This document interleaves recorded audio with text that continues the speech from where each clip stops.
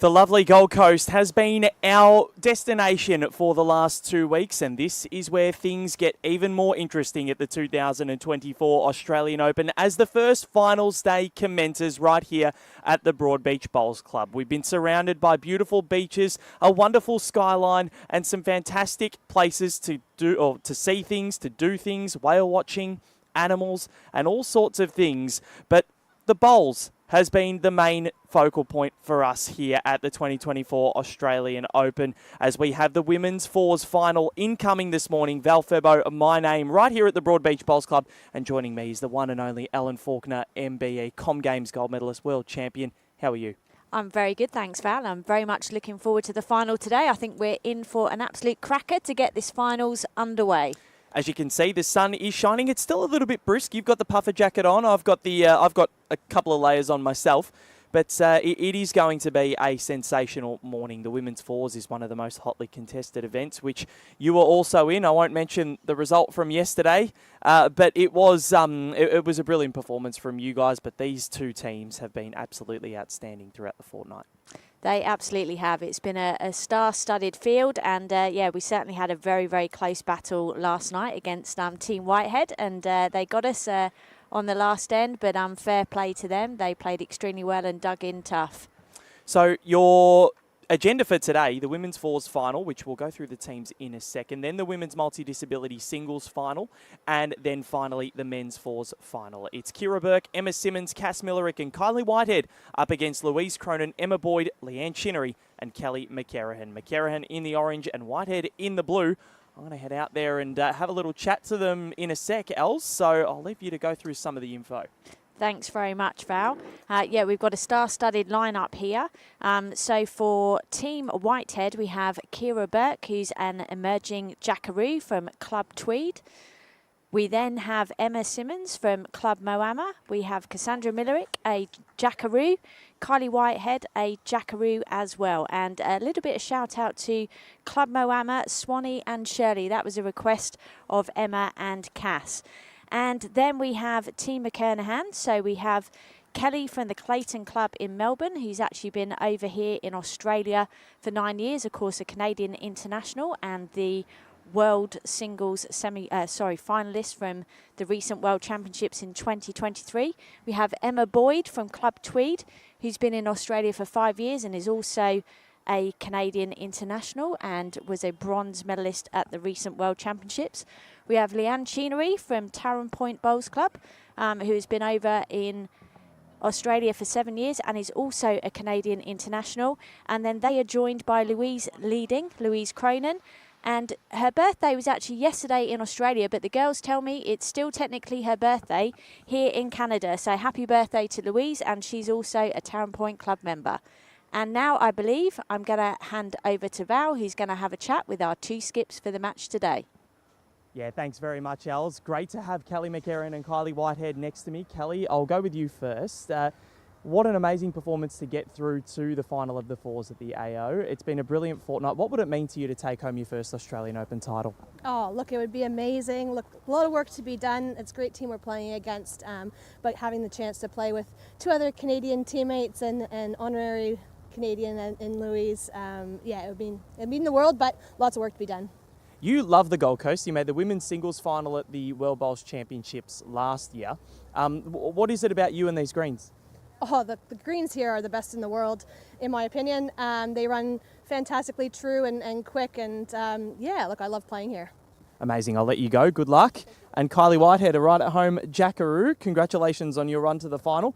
You've won an Australian Fours title on this very green. Can you win an Australian Open today? I hope so. I mean, I love playing here. As Kelly said, the greens are always amazing. So hopefully the girls can, keep backing up as they have all week, and hopefully it comes together. It is your first shot in Australian Open title. What would it mean to you to take home the crown today? I think playing in a team as well, it means so much more being able to share it with the girls. And obviously, it's a huge honour to win something like this. So hopefully, we can get over the line. Well, good luck. Hopefully it all goes well. Thanks, mate. Kylie Whitehead and Kelly McCarrahan, Australian Open Women's Fours final about to get underway. Thanks very much, Val. So as we just take a pause here, the players are waiting for a cue to start the game. And it'll be interesting what the team tactics are here. Whether somebody goes out bold quite early, whether they go long or whether they go short, or whether they play safe and go somewhere in the middle of the rink. There wasn't any particular tactics from either teams last night in the semi-finals at Club Helensvale. And it's Team Blue, Kira Burke, starting us off for this Australian Open Fours final. Very much looking forward to this, Els, and it's been a wonderful fortnight for a lot of these players. Kelly McCarahan, as I alluded to in the interview, World Bowl singles finalist here last year. That was at Club Helensvale, but played a lot of her matches at the Broadbeach Bowls Club. And Kylie Whitehead in 2022 saluted with her Victorian teammates for the Australian Fours Championship as part of the Oz Champs for 2021. Yeah, all players will be very experienced on these greens. They'll know them well. You know, they've all competed in the Australian Open numerous times. And each time you come, you start to learn something different about the greens and the conditions. So it is Louise Cronin, Emma Boyd, Leanne Chinnery and Kelly McCarahan up against Kira Burke, Emma Simmons, Cass Millerick and Kylie Whitehead. The Kylie Skip team in the blue and Kelly's team in the orange. The new colours this year for the AO finalists, the peach or orange, looking absolutely splendid, same as the blue. And Puma, one of our great partners at Bowls Australia, doing an amazing job getting this all together, as well as Andrew Howie, our events manager here at BA. Great adjustment there from Kira. And of course, just a reminder for those viewers at home that it is a re-spotted jack, so it goes on the tee. So the first bowls there from both leads through the head is always going to be useful, missing in the right areas. Louise just looking to make an adjustment as per Kira. And she has indeed. Great start from both leads there. You always want to get a good first end, just settle the nerves. You played in an Australian Open final last year, Els. How, and I know you've played in a lot of big finals as well throughout your career for England, but you know, how were the nerves coming in for you? Obviously something very different that you'd never done before, made the final here at an AO. You made two, in fact, in this event right here and the women's pairs. So how did you cope with coming through those nerves? Yeah, you're always going to have some nerves, and you know it shows that you care and how much you want it and how passionate you are. But the big thing is around sticking to process. If you stick to your process and have strategies in place to manage those nerves so you're at the right activation levels, then that's all you can do.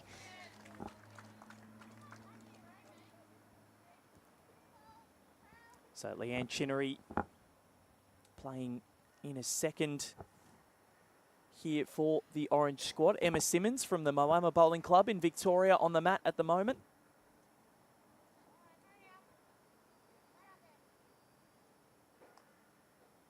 Just drifting a little short. And of course, a shout out that I didn't give was for Granny Annie. So Kylie Whitehead's Granny Annie. She is a gem of a human being. She is. Hope you're well, Granny Annie, and I'm sure you're tuning in from home.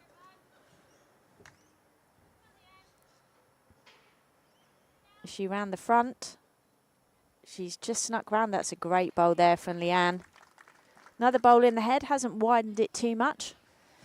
Neither side are afraid to attack the head, Val, so I think we should see some exciting bowls today.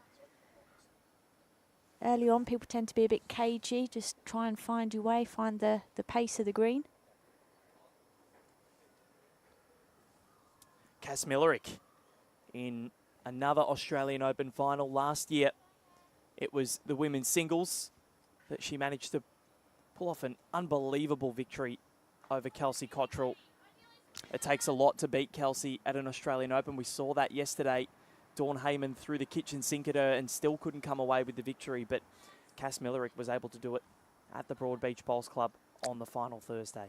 Yeah, Cass has had a tremendous couple of years, you know, and she's got the reward for that through making it as an Australian Jackaroo. I think she was top of the rankings as well last year. You know, so she really is going well. She said that she'd been at the Moama Bowls Club, I think, for about 3 years now. And she's certainly, you know, really taken the Victorian scene by storm. Yeah, she has, and using those Moama Bowling Club, or Moama Steamers Bowls. She plays for the Steamers in the Bowls Premier League and has enjoyed success with the franchise, partnering with Aaron Sheriff and Ryan Bester, and her coach is actually her partner, Kevin Anderson, the enigmatic Kevin Anderson. Yeah, they're such a great couple, aren't they? They're always up and about and bubbly and, yeah, really nice people.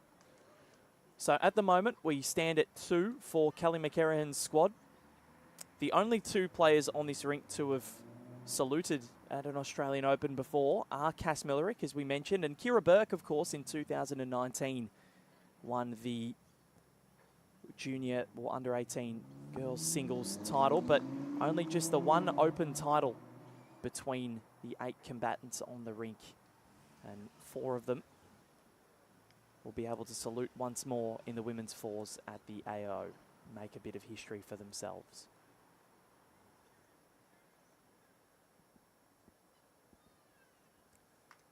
One there from Kylie Whitehead, just drifting through. Yeah, very good weight. Kelly McCarrahan partnered with Ali Forsyth, a New Zealand blackjack superstar, world champion in his own right. One of the most powerful drives in world bowls, and Kelly looks to have found a pretty good line here. That's a great start. From all accounts, speaking to a couple of the people that Kelly was able to overcome in the semi-finals in Kate Argent-Bowden, Sophie Kurzman, Jessie Cattell and Taylor Bruce, apparently Kelly was almost unstoppable. Yep, we were on the rink next door and she was unbelievable. Winning that by 1 shot to get through. Kylie drifting through, getting a little wiggle, but might have been enough to cut it down to 2. And that is exactly what she's done.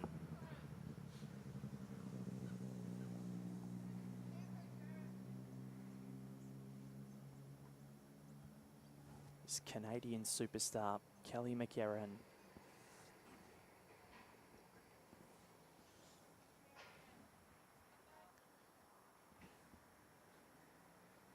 How is her line?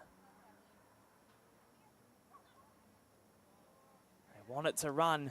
What an effort. So 2 taken out. Might get the tape out early in this first end.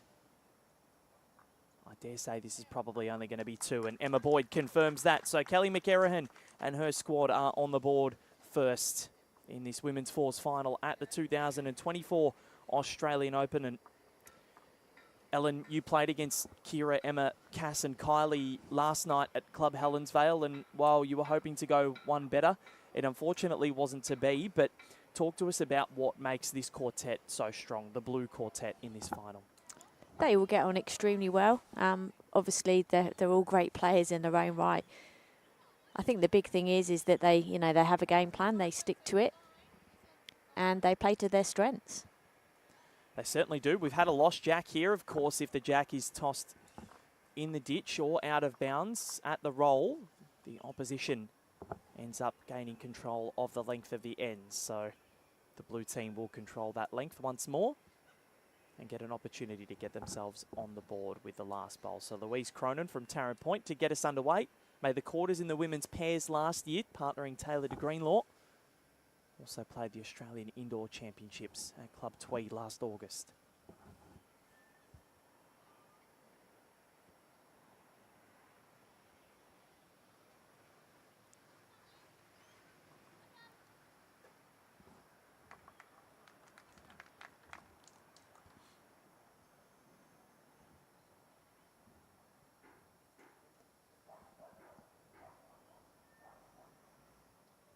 Kira Burke on the mat with her first bowl of this second end, and you play with Kira at Club Tweed, Alan Faulkner. Talk to us about what makes her such a strong player. She's come back to the sport after taking an indefinite break, and she looks to have gone from strength to strength, really finding her confidence and playing some really good bowls. Yeah, she's a fantastic draw bowler.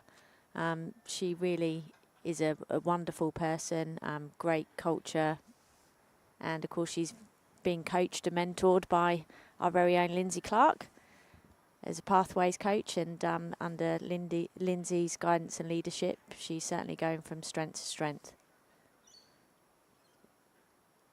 Not many better people to have as your mentor than Lindsay Clark, that's for sure. Of course, having Alan Faulkner at your club's not bad either.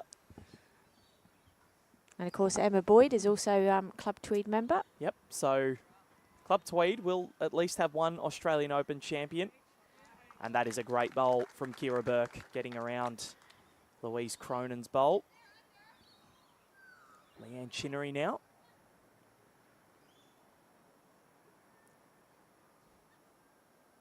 Also playing at Tarrant Point with Louise. Is one of the big bowling clubs in New South Wales.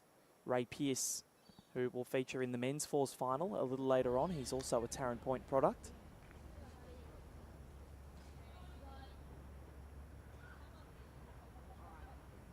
So at the minute, advantage blue.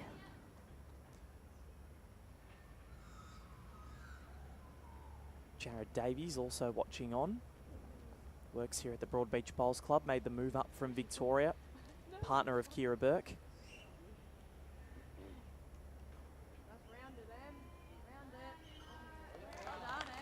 Great bowl there from Emma.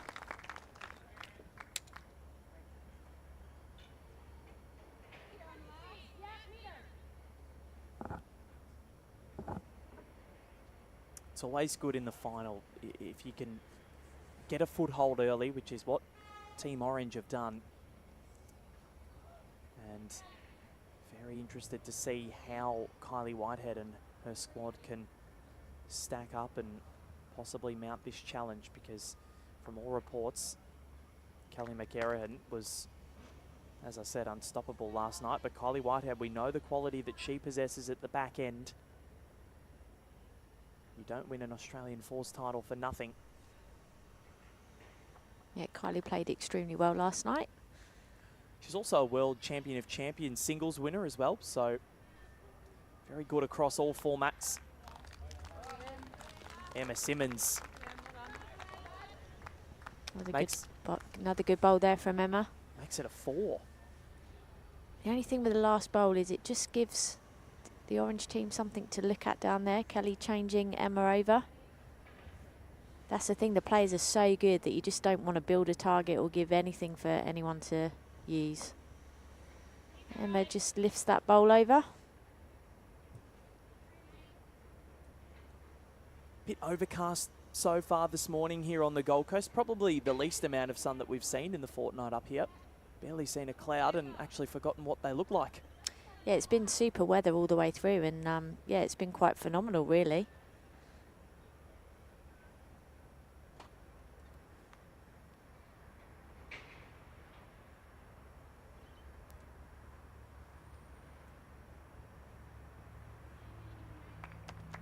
And Cass just running for cover there. She's got the tee.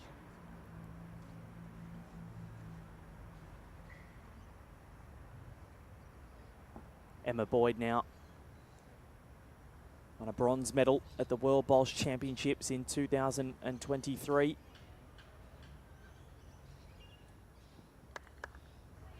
Well, that gives Kelly options.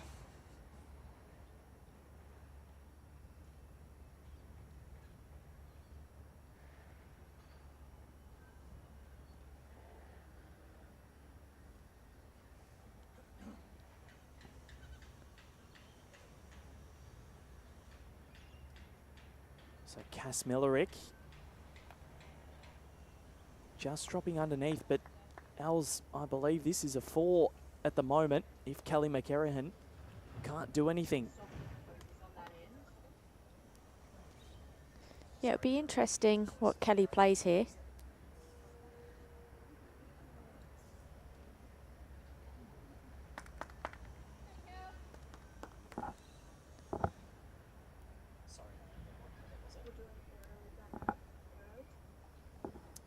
Of course, Aero's new enhanced grip and Actuality logo. Aero Bowls is the most used brand worldwide. Aero, the same line every time. Great partner of Bowls Australia.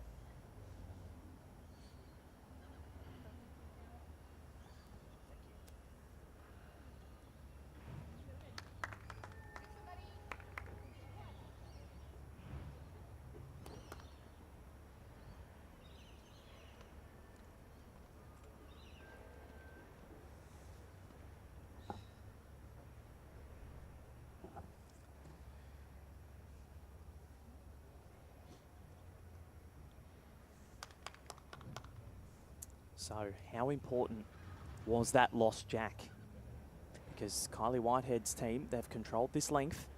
And at the moment, they're holding a 4 with Kylie, trying to give them an opportunity to net a 5th. Yeah, Kira lengthened the jack there, and she started it off with 2 really, really good bowls in the head, but also just behind. She missed in the right areas. Kelly McErahan now asked a big question on end 2.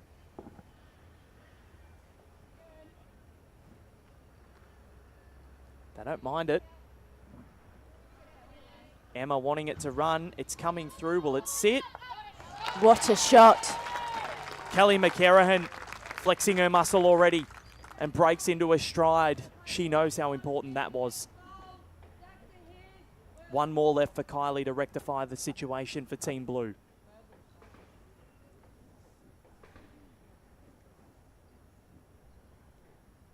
Yeah, Kelly basically starting off at where she finished off last night, playing some big bowls at the right time. But what has Kylie Whitehead got here? Can she get round? What an effort. 1 more to Kelly McErahan, Emma Boyd, Leanne Chinnery and Louise Cronin. Kelly sending a big blow early and sending a message that they are going to have to do even better than that. Blue team will take a lot of confidence from that end. At the end of the day, you know, it's just that last bowl that prevented from a multiple. So they've got to go to length. Just got to win this end now to get it in the opposite direction.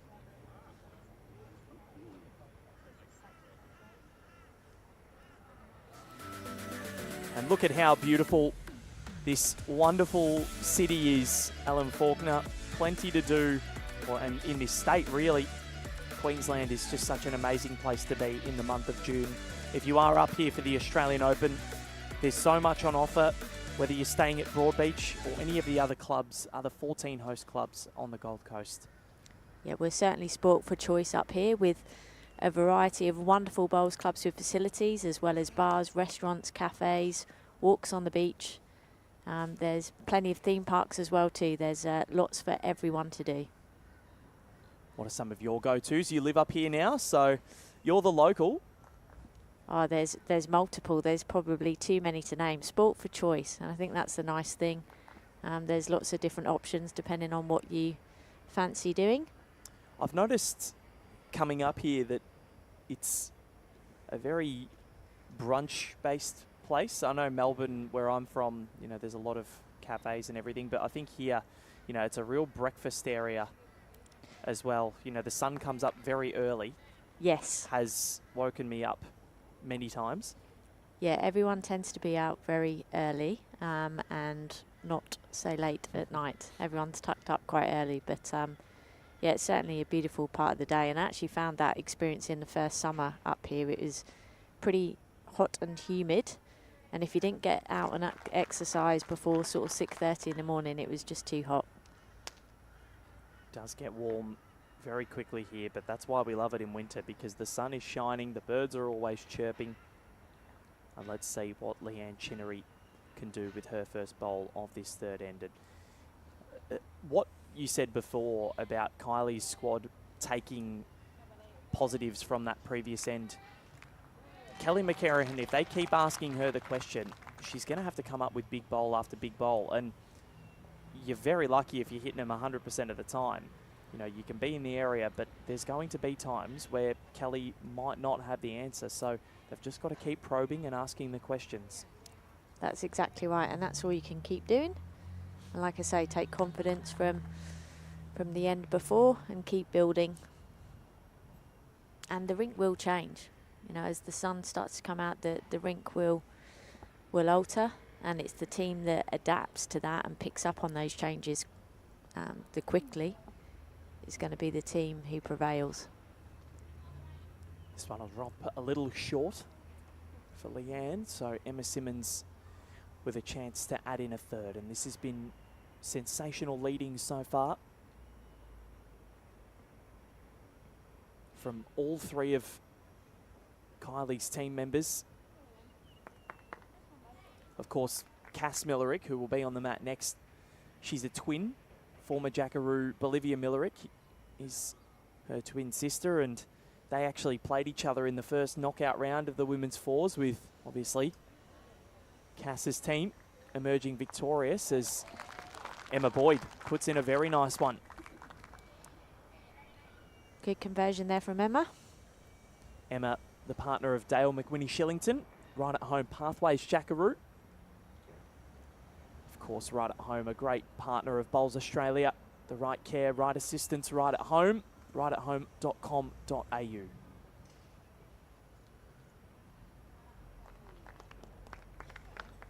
Cass just giving that a chance there.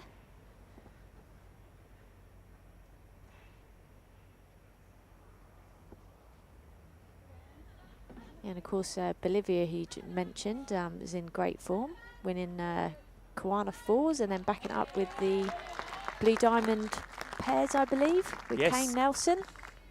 Again, another emerging Jackaroo. Yeah, the Nelson brothers up at Capalaba. Very, very handy bowlers in their own right. Cass Millerick, one of the smoothest releases in world bowls. Her best friend, Caitlin Inch, who won this fours title last year, has a very similar release, actually. Just the way that they hold their pose. Yeah, you'll often find that the last part of the deliveries are very similar, but people do various different things prior to that point. So here is Ali Forsyth walking into the Broadbeach Bowls Club, the partner of Kelly McCarahan.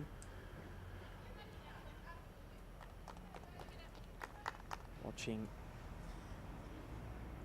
as his partner strides to the mat to send down her first of this third end. They lead 3-0 and she's had the answers so far.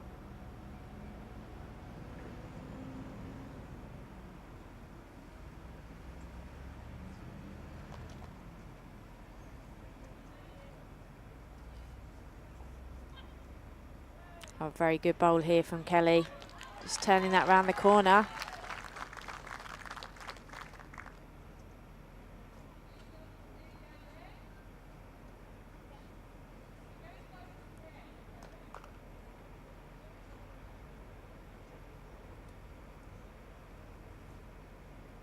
Kylie Whitehead now being asked a question of her own. Just going to hold off, but can she get that bowl there? Yeah, that helps.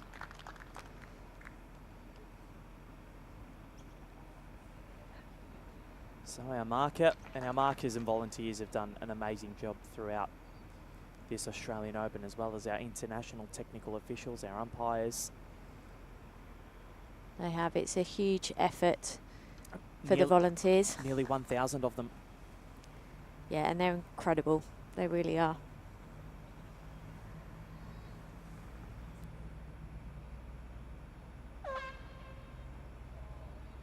So Kelly McCarahan obviously visibly irritated there with one of the hooters going off for another event that's being played at this time. So it's 8:30 a.m. local time on the Gold Coast, and a couple of other events still running as they head towards their finals happening on other greens, and other finals at the Broadbeach Bowls Club.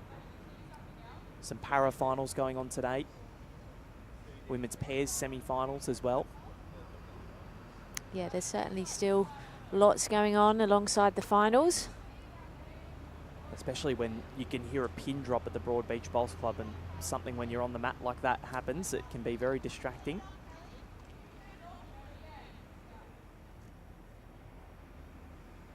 Luckily here on green one, we're near the road, so there's cars constantly going past and you can adjust. Kylie Whitehead now. Can she get down? Just going to hold off.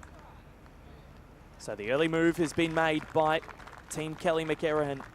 They lead at 5-0 after 3 ends, and they have been magnificent to start this final.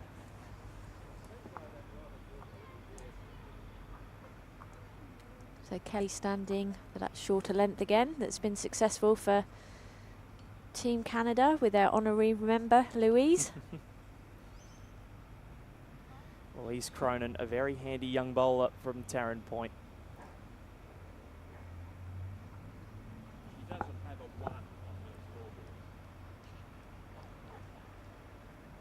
And of course, we're playing to 15 ends. This is end 4 of 15.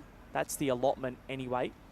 If the lead becomes mathematically impossible to overcome, so say if you lead by more than 8 with an end to go, the match is over. You won't play out the full allotment. We've seen that a couple of times at this Australian Open already. Mostly in the pairs. A big lead in 4s is very hard to come by. Yeah, particularly with it being 15 ends, a lot of games have been pretty tight. They certainly were last night.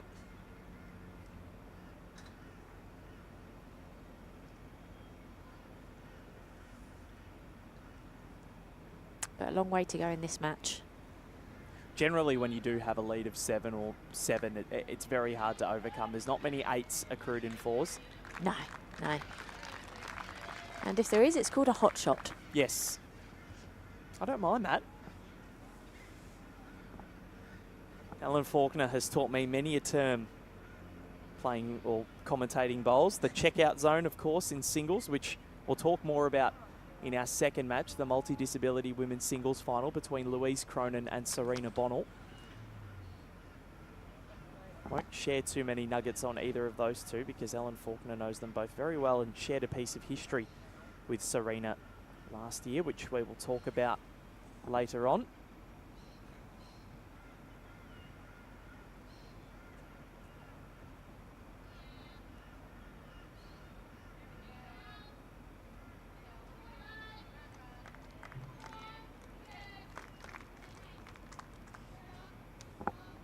Hardy switching Emma to the backhand.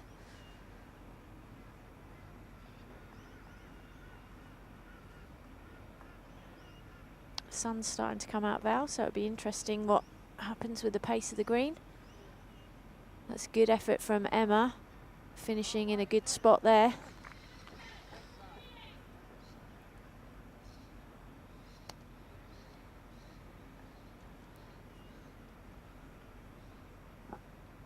Kelly just calling Leanne just to try and turn those bowls around the corner, just sit through the gap.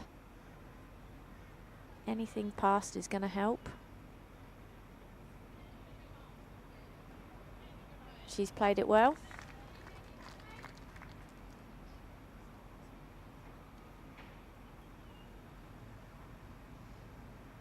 Base skips will be thinking about what each other's going to call, trying to make it more difficult for the opposition. It's such a chess match, isn't it? Especially in 4s where there are, you know, when the final bowl does come down, there's already 15 in the head that you have to negotiate. Yeah. And having 2 bowls as well makes a difference. You know, when it pairs, you've got 3 bowls, singles, you've got 4 bowls, you've got opportunity to adapt. You can't afford to waste a bowl when you've only got 2. Well, Emma getting the tee early there. So, of course, for those just joining us, if the jack is killed, so knocked out of bounds, it's not a killed end. You respot on the tee. That is the format that we play to at the Australian Open. And indeed in international play as well. World champs, Commonwealth Games, all gone to the respotted tee. I do like it. That was close. They are one magnificent shot away from opening this match right up. Yeah, and the head's sitting quite well for them in terms of making a conversion, but just keep it simple. You know, you just want to get on the board, get the jack, lengthen it again. Well, and this might have changed things. I think it has. Still one to blue. I find it so much more comforting having stickers and a marker for 4s at the Australian Open. I've done a couple of sessions across last week where there was nothing and you're relying on players to give their markings, and there's all a vast array of colours of bowls. As Cass Miller puts in another one. So sometimes it is hard, especially when your view is obstructed. Here it's great because we've got no one sitting in front of us. But when you're live streaming, there's people standing everywhere. Well, even last night we had two two players where they've got two different sets of bowls which are very similar. So Kira played against our lead Brianna, who had white base bowls, and then Elsie played against Emma, and they are blue base bowls. Of course, Right at Home, a great partner of Bowls Australia. The Right Care, Right at Home, Australia's premier in-home care provider. Go and see them if you are at the Broadbeach Bowls Club over the next couple of days or next day and a half. There's a little stall in the Broadbeach tent in the car park. Absolutely wonderful. rightathome.com.au.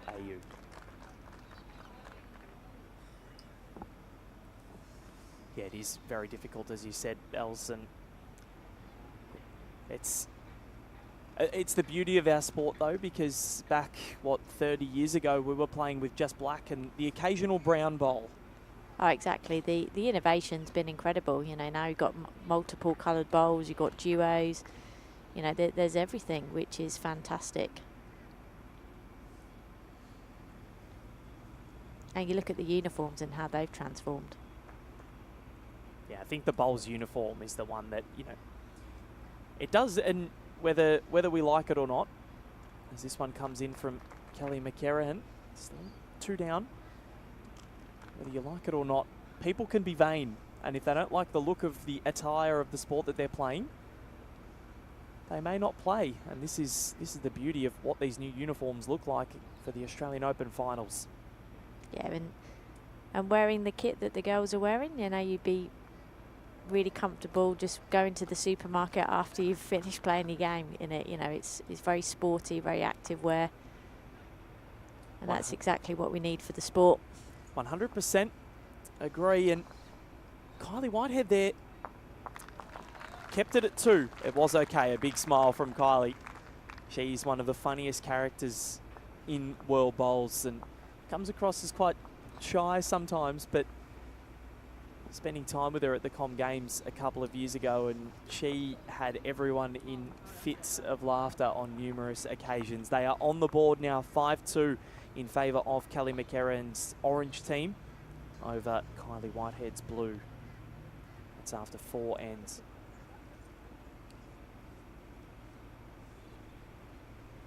So Matt back for Team Blue and lengthening it.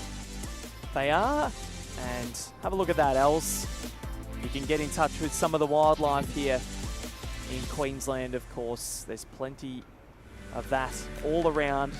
Currumbin Wildlife Zoo down a little bit further south towards New South Wales, right here on the Gold Coast. Stop through on the way to the airport. If you're heading home, give yourself a little bit of time and you can rub shoulders with some kangaroos as Kira Burke rubs shoulders with the Jack with her first. Yeah, brilliant start there from Kira.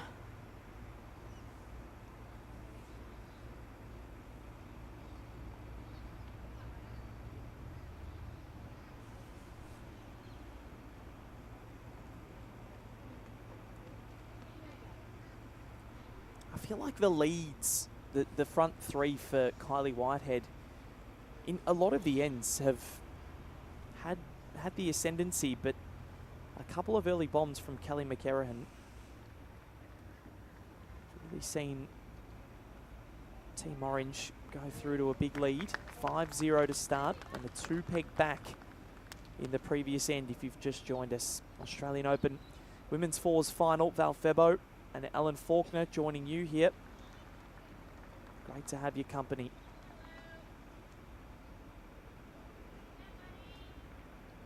Very good adjustment here from Louise. Well played to Louise. But still Team Blue in a really good position here.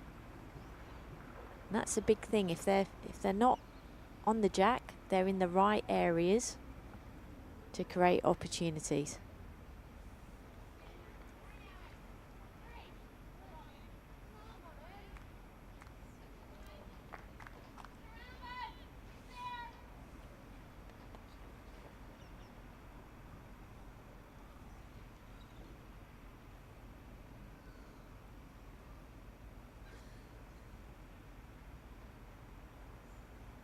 Leanne Chinnery on the backhand, looking to get herself into this head with her first. She needs to run. And she has.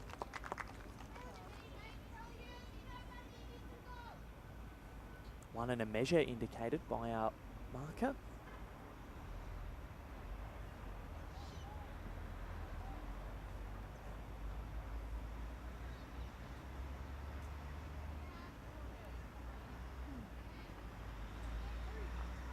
Very good bowl there from Emma.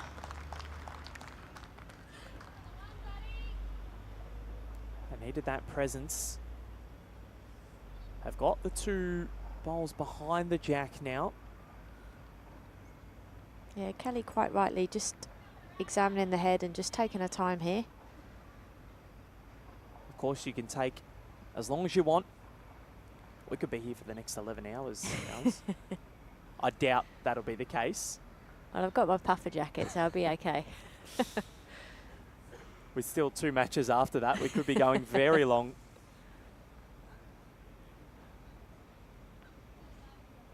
But I don't think the players intend on being out there for an 11-hour stint, that's for sure. Nothing like you with your world record.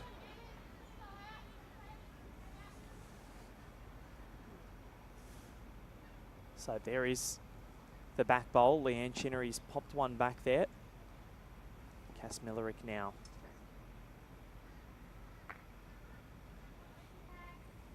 Her Moama Steamers bowls, steaming into the head and finding a way through. Great bowl there from Cass. One down to 2 up.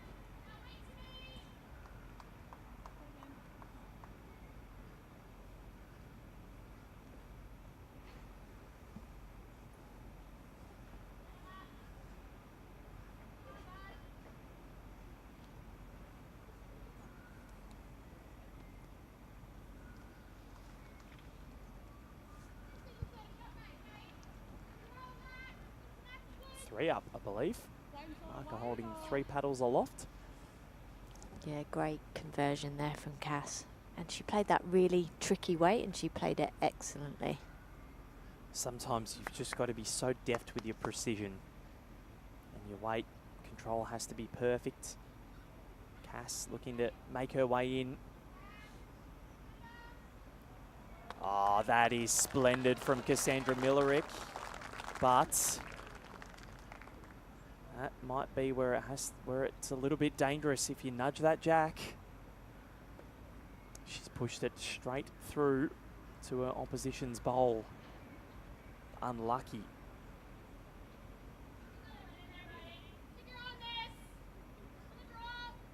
How demoralising is that when you do play something, you get the jack through a lot of bowls, but it's not the weight that you needed.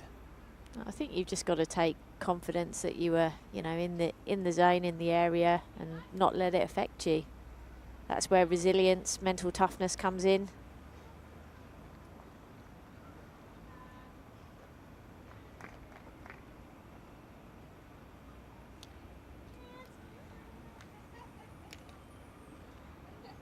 There it is, our ITO and marker this morning doing an amazing job. Definitely not easy in fours to be marking, that's for sure, but the sticker's certainly helping and he's doing a wonderful job. Certainly is, and all the players will be very helpful as well. They'll give him some key information. So Kelly strides down towards the mat to look at her bowls and have a quick drink of water. Kylie Whitehead was in deep discussion with Cassandra Millerick, her third. What do you think she does with her opening bowl of this 5th end? Depends how brave she's feeling. There is a channel down there on the backhand. Of course, they haven't got the tee.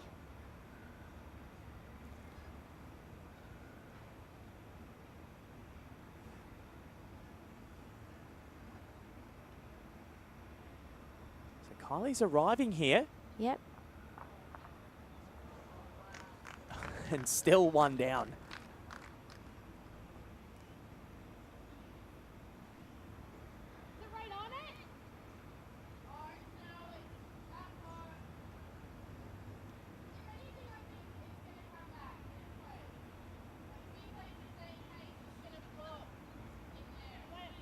So what's Emma Boyd describing here for Kelly McCarran? So Kelly was just wanting to understand what the gap is between the shot bowl and the jack, because that has an impact around if Kylie does hit it, where it's going to go. So Emma's calling that there will be movement on the jack, and where she's standing is where she wants Kelly to finish, because that's where she feels if it's hit, the jack will move to. Instead, Kelly's playing her own shot and blocking.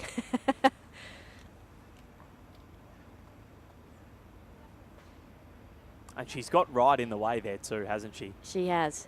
She has, although... There could be a way for Kylie to get around it. Obviously, the bias of a bowl can do magical things at times. Yeah, there is also a shot down the forehand, actually. It's one of those, because Kylie hasn't got last bowl, what she doesn't want to do, she's only one down, which would make it 6-2 at end 6. It's still a long way to go. If she opens it up, it gives Kelly an opportunity to add another one if it doesn't go to Team Blue's advantage. It does make a difference when you haven't got a last bowl, because you're always thinking about what the opposition is going to do next.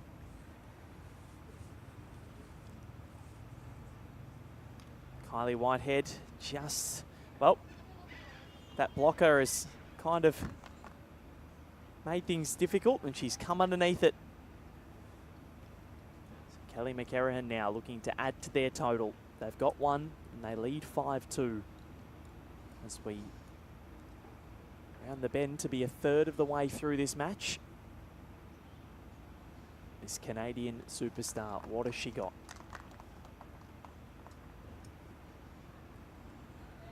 Yeah, she's playing safe. I don't blame her. One and run. One and run. They'll be relieved there to get the shot, Team Orange.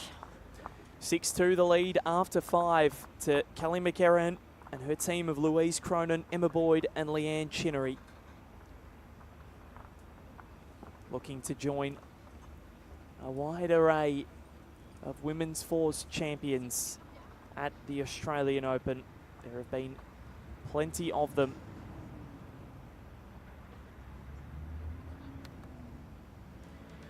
And again, some more wonderful things to do here in Queensland.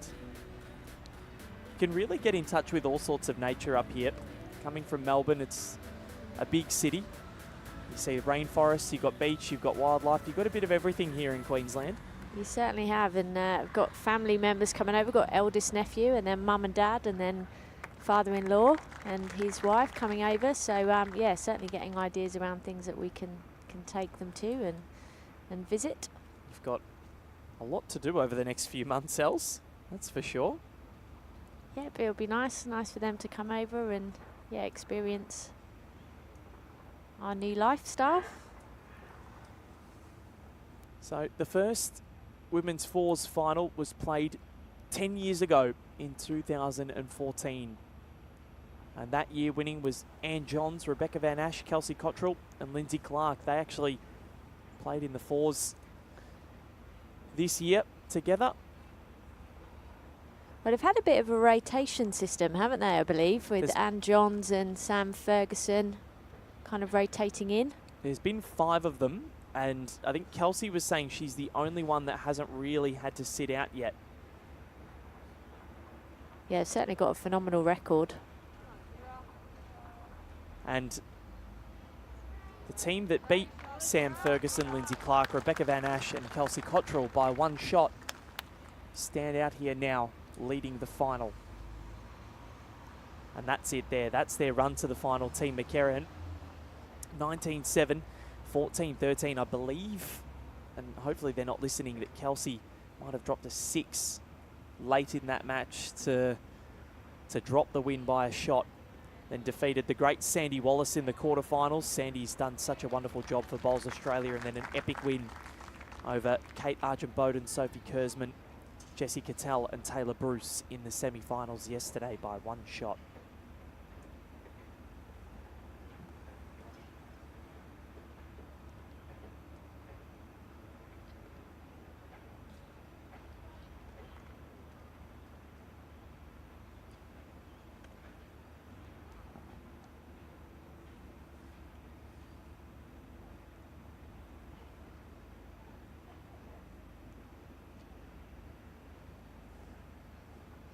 is getting sunny out there. Leanne Chenery's put the sunglasses on. Some players I've noticed don't enjoy playing with any eyewear on. Some play with it on all the time. What's your preference? Well, I've had to teach myself to play with a hat and sunglasses since moving over here. I never ever used to play in them at all. Never had to in the UK. And even Not even a hat? Nah, even when I came over here for World Champs Com Games, never got on with it, so never did it. But since coming here, and obviously, yeah, sun smart and sun care, I've just sucked it up and got on with it and got used to it. And now I find it strange not playing in them, actually. So even in the 2018 Com Games, you didn't play. That was in March here, wasn't it, or February? Yeah, it was. And then World you didn't Champs. play with a hat? Nah, World Champs in New Zealand, same. Adelaide in 2012, the same. See, I can't go anywhere without my sunglasses. A hat, it depends. Depends what I have on it after. If I don't want hat hair, that's more to the point, because I'm probably more vain. But it's interesting though, a lot of the UK players are the same. Alex Marshall, for example, he's the same. You don't see him playing in a hat and sunglasses very often. Just not used to it. It's around what you grow up with, and depending on where your eye line is, also means that the peak of the cap can affect your vision. So yeah, it's just been a case of adjusting and getting used to that. Been a bit of a changeover in this head. Jack out to the side. And that's a brilliant bowl there from Emma Boyd.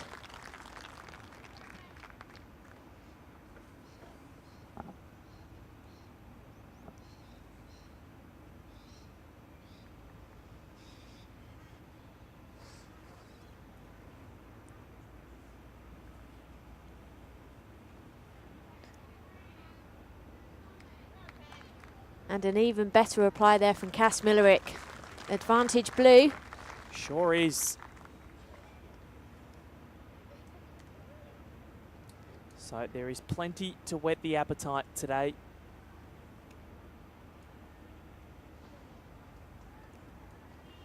Men's pairs coming up at 11:30 on green 4 here at the Broadbeach Bowls Club. Jack McShane, and we've got Joey Clark there taking on Nathan Rice and Flynn O'Shaughnessy. Here is Team Blues run to the final. They beat Bolivia Millerick in the first round and then made their way through in sensational fashion. Beat Bronwyn Torrens in yesterday's quarterfinal, 16-4, and then don't look at the semis, Els. The people doing the graphics might get a walkout. I might have to do this on my own. That's bowls, Val, that's bowls.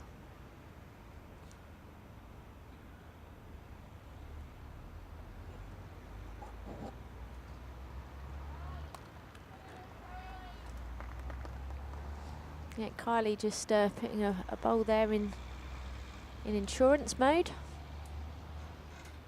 Yeah, as I was saying before, the men's pairs coming up today, then the women's singles between Kelsey Cottrell and Lara Butler, which is going to be a brilliant final. It certainly promises to be. Kay McErahan doesn't get the result she wanted, and Kylie Whitehead, with a big smile on her face, she knows she's got a free kick to try and net a multiple here. Oh, she couldn't have placed her last bowl better. Just got to repeat for a multiple to make it 6-4.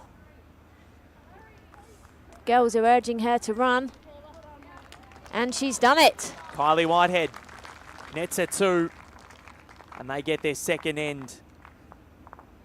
Absolutely brilliant.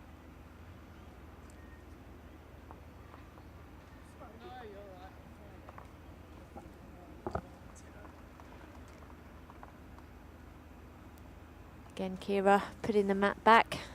Imagine this will be a long jack. So they've won 2 of the last 3 ends now, Team Blue. 6-4. After 6 ends, we have 9 to go, and at the moment, we are none the wiser. It was a 5-0 lead. First 3 ends went the way of Kelly McCarrahan and her squad. But you feel as though they are lifting here. Yeah, and the big thing about Team Blue is that they just don't get phased. They're very calm, composed, just keep chipping away. And that comes from Kylie's leadership style. She's very relaxed, really easy to play with, really encouraging. And it's what I noticed about last year's fours final, and it didn't really matter about who won because both teams were very relaxed out on the rink. And I thought, you saw Olivia Cartwright, Lara Butler, Chloe Stewart and Caitlin Inch always laughing, and then there were you guys, Brianna Smith, yourself, Ellen Ryan, now Fife, and Christina Christic, all very jovial on the green. And I feel as though that's the key to success. When you're relaxed, enjoying yourself, that's when you're playing your best bowls. Yep, completely agree.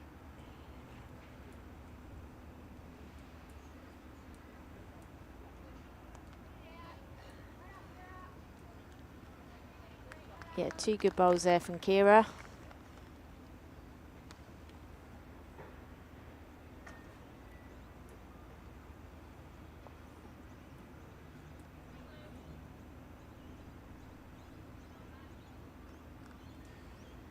So this orange team, as we said last night, defeated the team of Sophie Kersman, Kate Argent-Bowden, Taylor Bruce, world champion. So Kelly got her revenge on Taylor for that world singles final. I know she'd like to do it on the world stage, but in an AO semi-final, it's pretty handy as well. Yeah, I think when you're playing it against world-class players, there's always going to be swings and roundabouts. Yep. And Jessica Tell in that team as well. But I felt for Kate and Sophie because that was their 3rd straight Australian Open Women's Fours semi-final and their 3rd straight defeat. Yeah, I believe we played them last year, actually.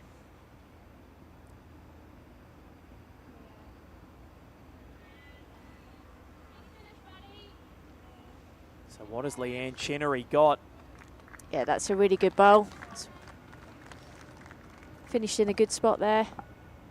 Does 2 jobs, bowl in the head and also a bowl behind. My particular favourite is a count and cover. 2 for 1. They're always good when you can get them. And this one is a nice finish from Emma Simmons. So it's 3 to blue as it stands at the moment, but plenty more bowls to come. Generally, when you're holding a 3 and 4s, it never stays that way, does it? No. Never. You're lucky if it does. Take it and run with it.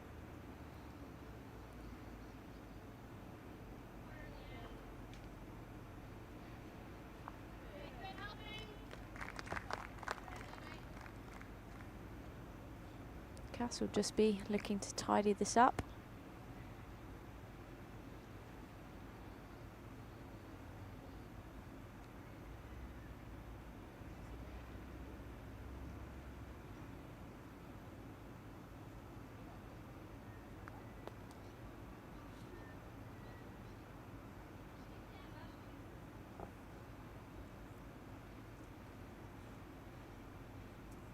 Emma Boyd, women's fours bronze medalist at the World Bowls Championships last year for Canada, has made the move out here. She absolutely loves the beach lifestyle on the Gold Coast. Great bowl there from Emma. 1 shot to Team Orange. She's a dog mum as well. Had her on BA's podcast, The Right Line, and asked her whether she's a cat person or a dog person, and she is well and truly in the latter.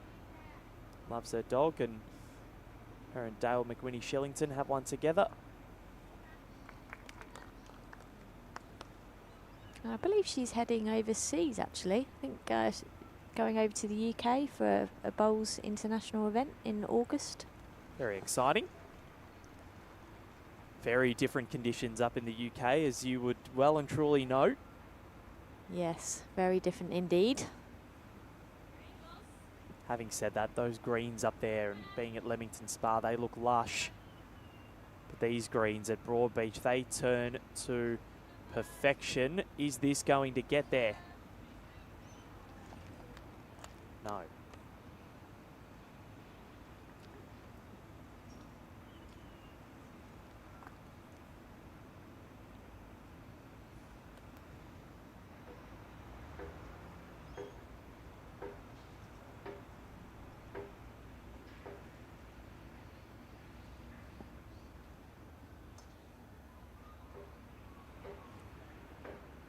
So just ticked over 9 o'clock local time here on the Gold Coast. Good morning, good evening, good afternoon to wherever you're watching from around the world. Of course, we've had a variety of nations tune in across the fortnight here, and as we reach our climax, we hope that you're enjoying every moment of this as much as what we are. Kylie Whitehead wants this to run.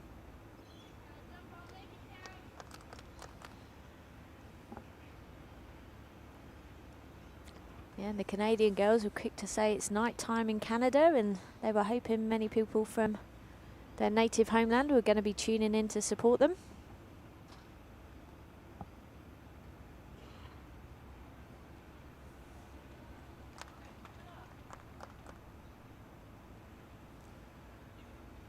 So Kylie Whitehead with her final bowl of this 7th end. As we near the halfway point, they will want to get themselves multiple ends in a row. They haven't done that yet. Has she given herself enough? It's definitely up. Cass doesn't mind. It needs to get around her front. Has. Will it sit?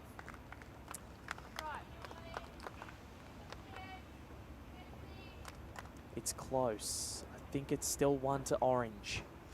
Yeah, it seems to be that way from the indications from Emma. Kelly will just be looking for that high line in for the bowl on the wing. Not quite enough. Or is it? No. Girls were urging it up there. Okay, so it'll be a change of length here. Team Orange back to the shorter lengths, which has gone in their favour so far. Team Blue preferring the longer one.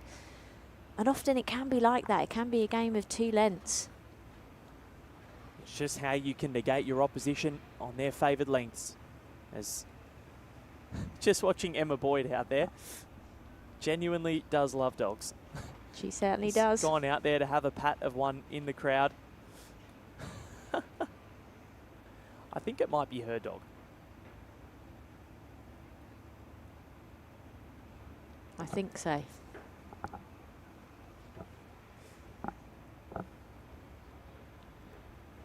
So 7-4 after 7 in favour of McCarahan, Cronin, Boyd and Chinnery. And this is what you would hope for a final, wouldn't you? There's nothing in it. Going toe to toe.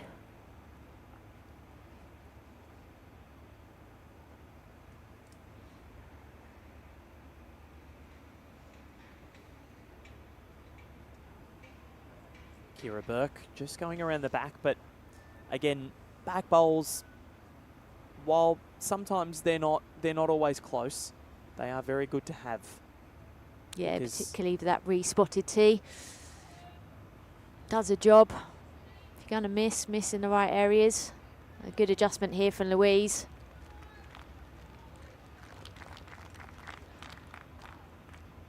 Brilliant shot from Louise Cronin.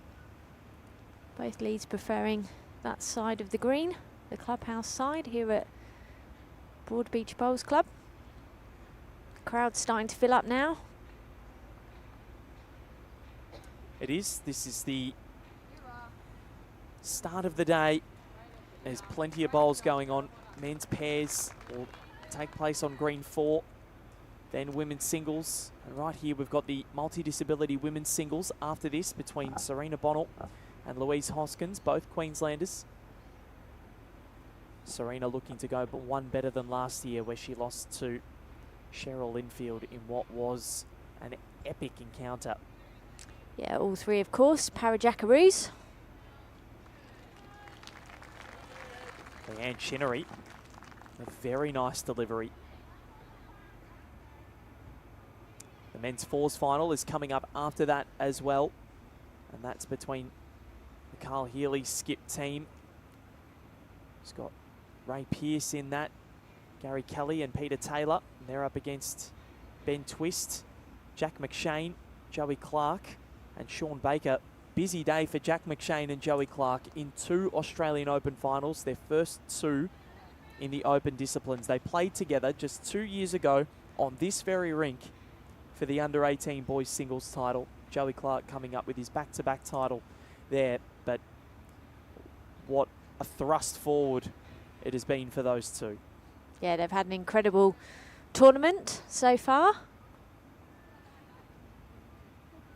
And certainly blessed with a lot of talent coming through the system.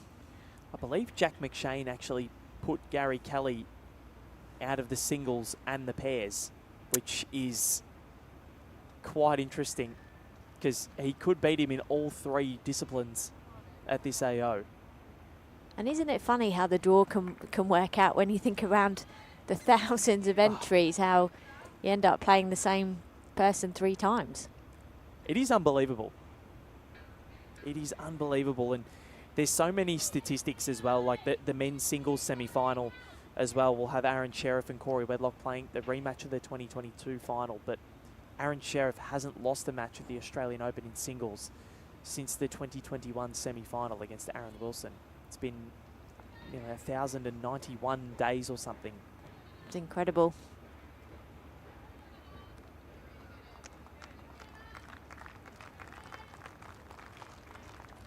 Emma Boyd in a good home. Yeah, big opportunity here for Cass. Just arriving in this head.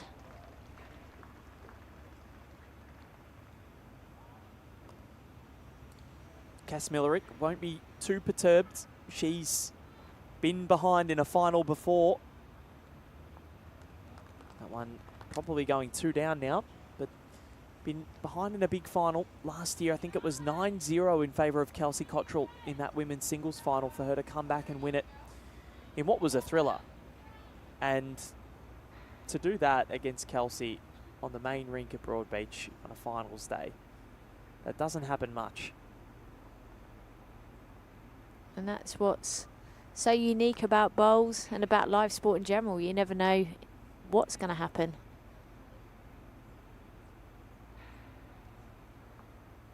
Emma just crashes in. I think Cass is probably going to play something here just to change the shape of this. So Cass just asking to come up and visit the head. I wouldn't be at all surprised if it's a forehand runner here. Just try and change the shape. Well, they've got that back bowl, and this is where Kira's bowl early comes in handy. Yep, they're 3 down anyway. Kylie still with 2 to come. So if this can free up some space and real estate for Kylie to move into, it might help. But there is Cass Millerick's profile. 30 years of age from Moama. Moved down from Broadbeach a couple of years ago. 2023 Australian Sides Championship gold, the first Victorian team to do it since 2004 in the women's section. AO gold last year, BPL 17 champion, and 2021 Australian Championships women's pairs gold with Kelsey Cottrell right here on this rink, or this green.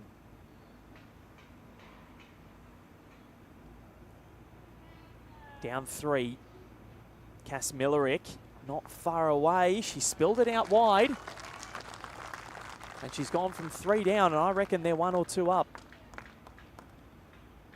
1. Now, it's just drawing to a jack on a line that they have not gone anywhere near. Untried grass, Ellen Faulkner, never easy. No, but Kylie and Kelly, I think they had one on the other side of the rink in this direction, and both adjusted pretty well, Kylie in particular.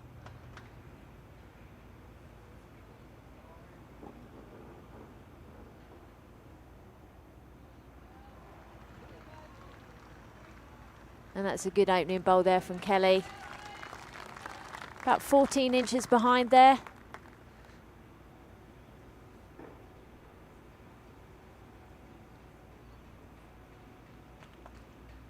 Good thing for Kylie is it's behind the head, so it's not anything that she needs to navigate. Should just be looking to get a good first or second bowl in there and then see what happens. Depending on what Kelly does, it might give her a chance. So Kylie Whitehead looking to use her bowls that she uses for the Melbourne Extreme at the Bowls Premier League to create somewhat of an extreme result.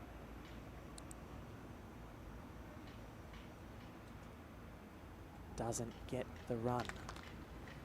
Nice little sighter.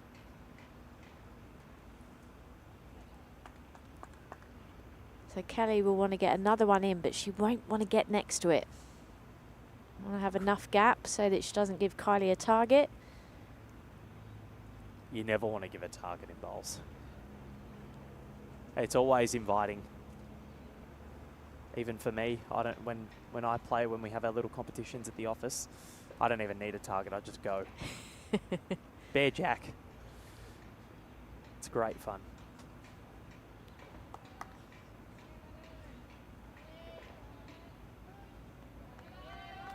Yeah, and she's done exactly that. Another one in the head, but far enough away from it. No target at all. Kylie just asking Cass what the weight was like. It's pretty handy. Just needs a little bit more. So this is a big bowl for Kylie Whitehead. They don't want to go down 8-4 or 9-4. I think they're 2 down at the moment. Can she sit the right side of that bowl? She can. Kylie Whitehead. Scintillating. That was a huge bowl. Exactly what they needed. Crowd appreciated it ringside, that's for sure. As did Kylie Whitehead's 3 teammates. That's huge. 7-5. Much better than what could have been 9-4.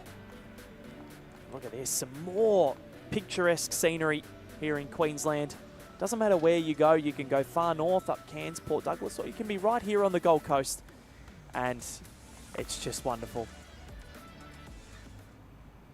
What are some of your favourite things to do instead of, eateries and everything, but in terms of, going, looking at nature, what do you do? Are you a beach person or are you a hiking person?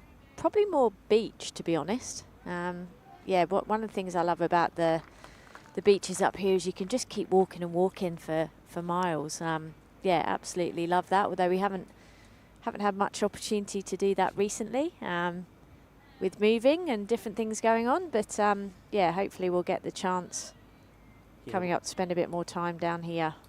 When I do get a couple of days off up here, when we're usually up here for some major events, I'd love to do the walk from Broadbeach all the way into Surfers. Didn't do that this year because I went home on my days off to spend some time in the cold. But no, it is such a wonderful place and wonderful state with plenty to offer. Doesn't matter whether you're north or south of Queensland. There's always something. From Cape York to Coolangatta. It's certainly a beautiful part of the world. Been lucky enough to go up to Hamilton Island as well as Early Beach. Never been to Hamilton Island. Yeah, it's beautiful.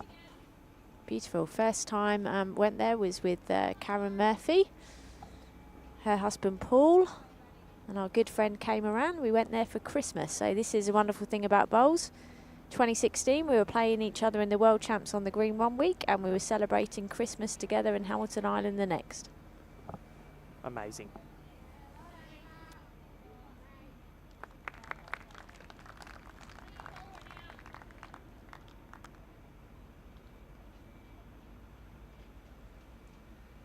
So 7-5. We are over the halfway point of this match.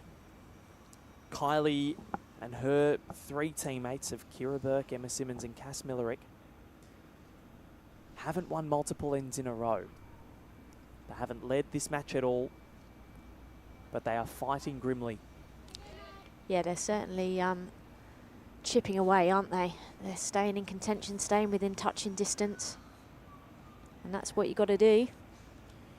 It really has been a brilliant final so far. There's been some brilliant shots played, And Emma Simmons wants this to run, and that has ended up in a great home. Yeah, 2 very good bowls there from Emma.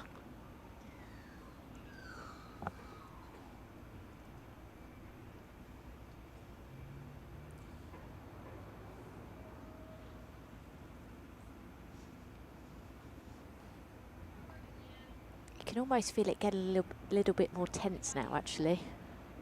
Yep, if a pin dropped, you would hear it. And I think the Orange team know that the momentum might not be with them at the moment. Kylie Whitehead played a big bowl, and when your skip does that, your front 3 tend to walk a little taller.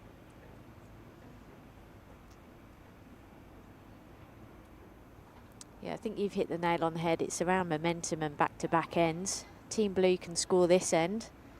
That could be the turning point for the game. Cass Millerick falls in as well. They're holding 4. I dare say it'll change. Emma's got a nice little area to rest on here. She can just afford to arrive to reach this head. She's inquiring, but it's wide. They've got a couple on the tee there. And they do. So if Kelly McCarrahan wants to play some weight, she can. She's got a wondrous drive. Yeah, nobody's gone really big weight yet, Val. We haven't seen any big drive shots. Seen running bowls, but nothing from a drive perspective. When you're in a relationship with Ali Forsyth, you'd want to have a good drive. And Kelly does certainly possess that. That's in her repertoire. I've seen it many times before. Cass Millerick now with a chance to put in a 5th. She's just running for cover. I think this is smart. Let Kylie try and put in some bowls, and that one probably is second on the tee. Yeah, and it covers that 4 orange bowls there on that side.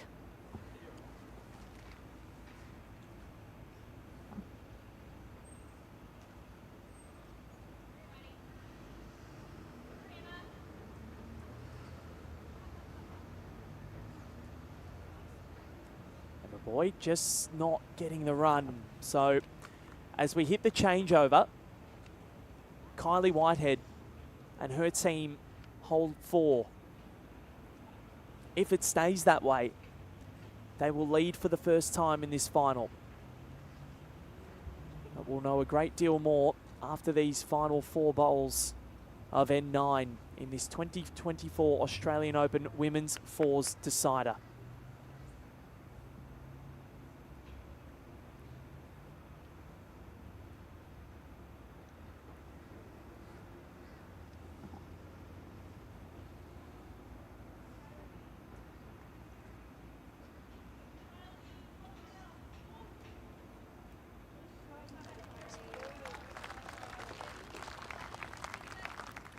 And Kylie Whitehead commences her end in stellar fashion. And I think that will probably make Kelly's mind up. Are we seeing a big weighted shot? She's certainly teeing up for it. It's not big. It could be big enough. Kelly McCarrahan clears one out, but is the bowl on the tee now gone? No. Hers has moved in. But she has got the furthest back. Yep. And it looks like the jack would go straight back rather than kill from this angle. Does Kylie Whitehead now have to put one behind? I think she's just going to try and tuck it away, take that shot away. Draw it and Draw trail. it around the corner. Yep. Makes 4, makes it much safer. And she's trying. Not far away, Kylie Whitehead. Well, it'll count.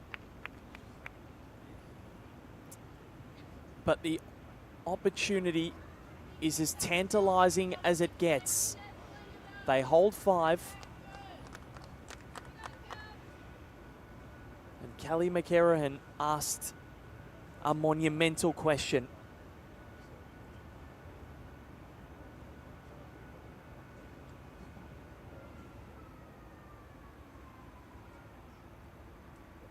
Arriving weight.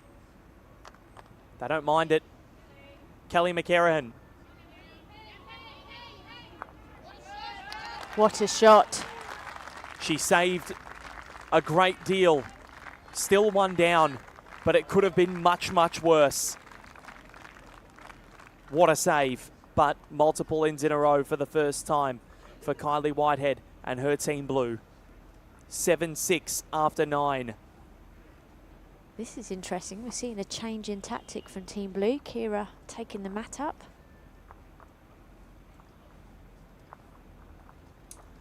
They've been preferring the long. You feel like if one team gets a big score, that would go a long way to winning this match. Els, we've only scored in 1s and 2s throughout the 9 ends so far. Yeah, there's been a couple of opportunities, that last end being a prime example. There's been other ones in the game as well. That is some sort of a save. But that's what you expect, you know, the quality of the teams out here. Standard of the game, 7-6 and 10. That's what you want in an Australian Open Fours final. And Kira Burke. That's a mighty start. Another brilliant bowl there from Kira. She's played smart in this game. She's either been on it or behind. Such a consistent bowler, isn't she, Kira Burke? She is, and she doesn't get phased at all. There's a reason why Club Tweed is such a juggernaut. It's because they've got players like that. And you, of course, Els.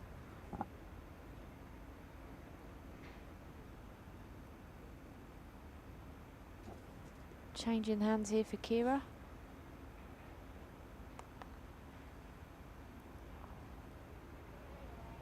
This has been an excellent final.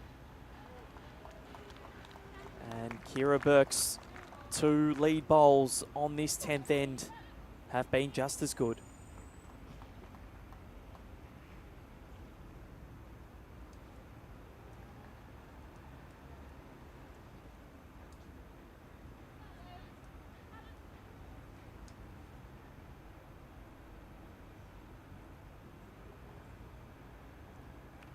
Not 1 ounce of noise coming ringside. You could hear a pin drop.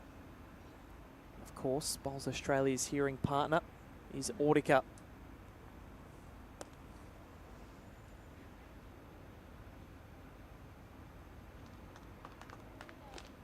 Very good bowl there from Emma.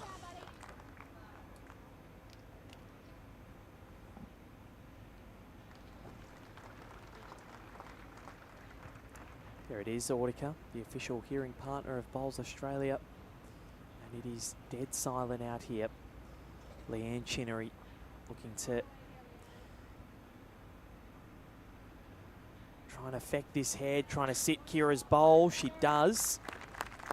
Jack into more open territory. Yeah, good bowl there from Leanne. Questions being asked here of the orange team.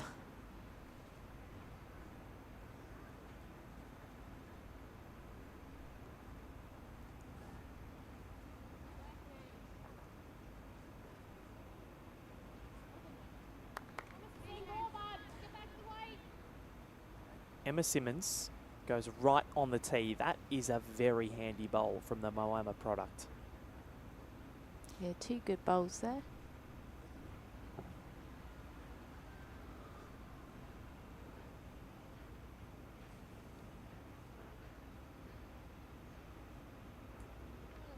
Leanne just slightly overplaying this, but finishes in that back position.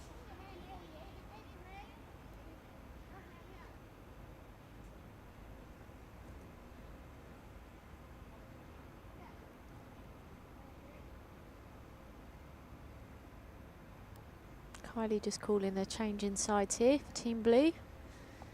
Asking Cass to get there first on the forehand. The quality of these players, you can't leave an open hand. Cash just running. Will it stay up at the back? Yep, stays on. So they won the first 3 ends, did Team Orange, taking a 2, a 1 and a 2 to lead 5-0. Since then, 4 of the last 6 ends have gone the way of Kylie Whitehead and her comrades.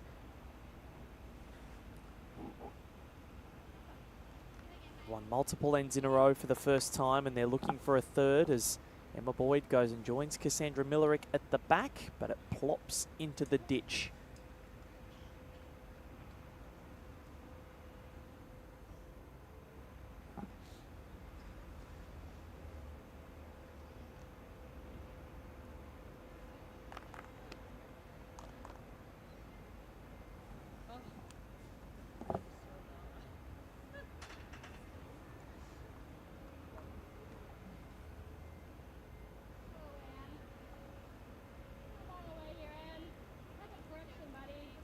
What an adjustment here from Emma Boyd. That'll do. Kelly gives a nice assuring raise of one finger and says, well done, young lady.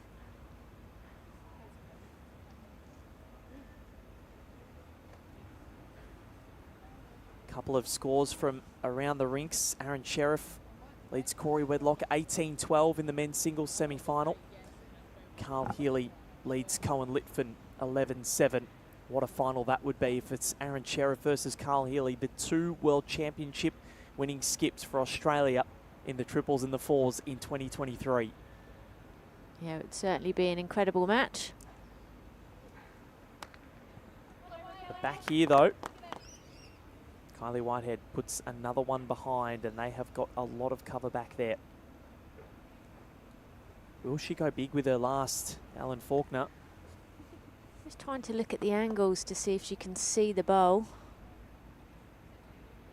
Kelly's just getting another one in the zone here.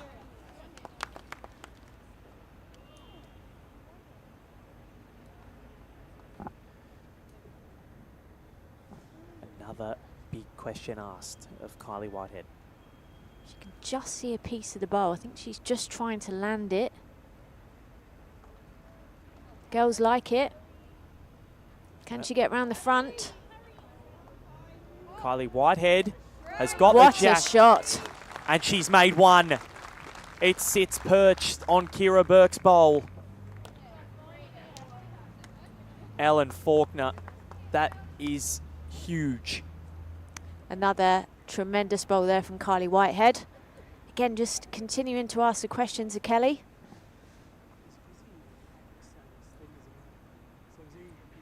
Kelly can't negate things.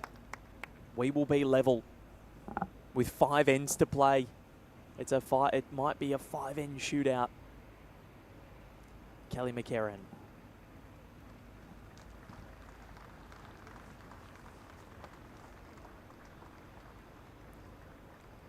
They like it. Can she bend? Can she bend? What a shot. She did. And she didn't just make it, she made 2. Fantastic bowls there from base skips. Can't do anything about the last bowl, no right of reply. A humongous bowl from Kelly McCarran. Gives them some breathing space once again. 9-6 in favour of Cronin, Boyd, Chinnery and McCarran as we round the bend into the final 5. This final has had some exquisite shot making. Kylie asked every question of the Canadian, but Kelly McCarran has stood up time and time again. That big save on N9 when they were 5 down to make it just 1, and then to make it 2. That is huge. It certainly is a key to great skipping. Add when you're counting, convert when you're down, and save where you can.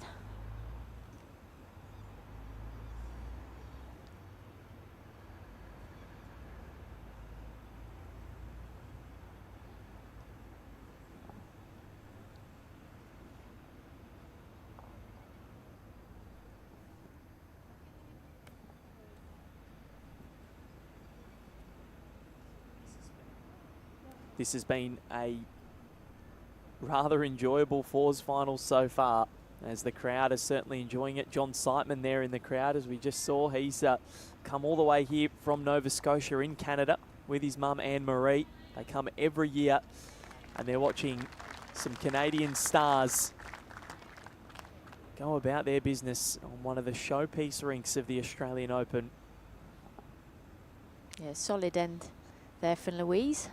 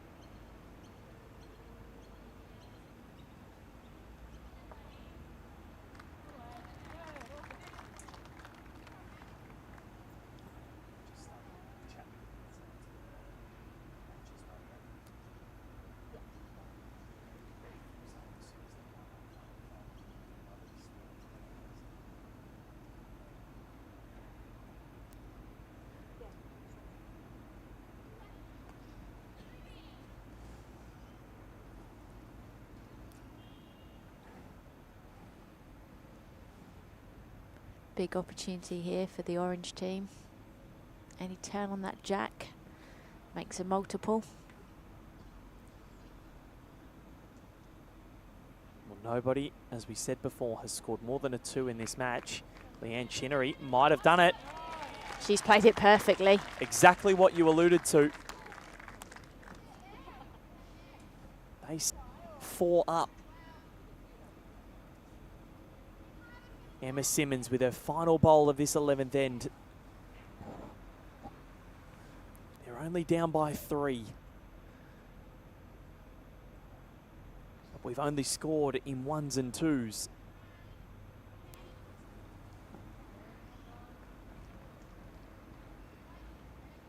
Interesting, the last time in this direction there was a multiple on the cards for Team Blue, with a brilliant bowl from Kelly cutting that down to 1.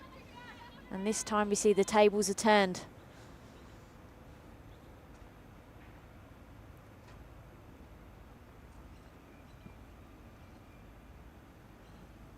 Crowds are filling up as we get to the business end of this first Australian Open final. The sun is out, the birds are chirping. It was a bit overcast, but it has turned into a beautiful day. I think it's supposed to be 21 up here today, 21 degrees Celsius. I'm not sure what that is Fahrenheit, but viewers at home can do the maths. And this is winter. It's pretty good. I'll be going back to Melbourne on Saturday to what's been 1 degree at night. Cass just running into the front. But it's now opened things up. Kelly just telling Emma to cover around the back. Join Emma Simmons' bowl. Yeah, Cass has cut it down to 2.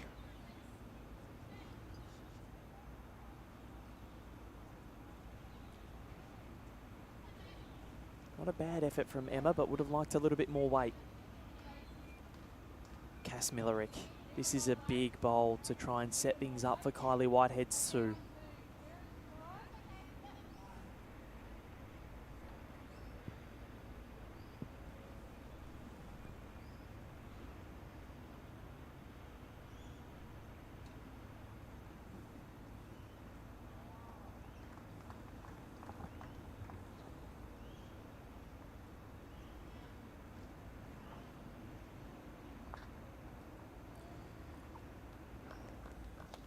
Just under, fraction more weight would have held the line.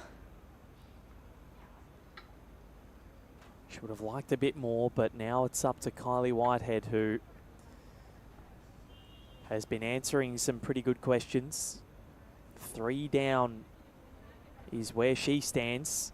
Kelly McErahan and her team confer at the back of the head. And this is a massive 4 bowls coming up in this match.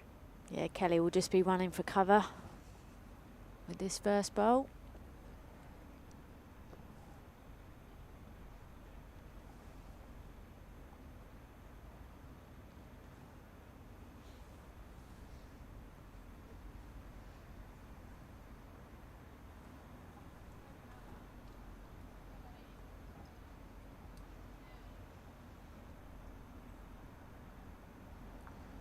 Maiden Australian Open title on the line in the open disciplines for 7 of these ladies. Kira has won a junior title. Cass won the women's singles last year. Kylie Whitehead with a huge bowl. The hoodie's off. She means business. And she certainly played this bowl like she means business. Crashes into a couple at the front. They are still down 3. She's now got best back. Nobody has scored more than a 2 in this contest. Kelly McCarran.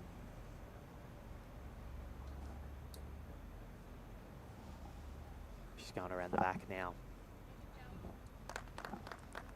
And that's smart. She'll just want to score. Whether she gets 1, whether she gets 2, she'll just want to score and keep that back-to-back ends going. This is end 11. They haven't won multiple ends in a row since the first 3, where they took a 5-0 lead. They're hoping to get back to a big lead here. Holding 3 is Kylie and Cass. Talk tactics at the front of the head. There's no time limit, of course. So this is where ends will start to take a bit longer as teams try and figure their way through these problems and challenges.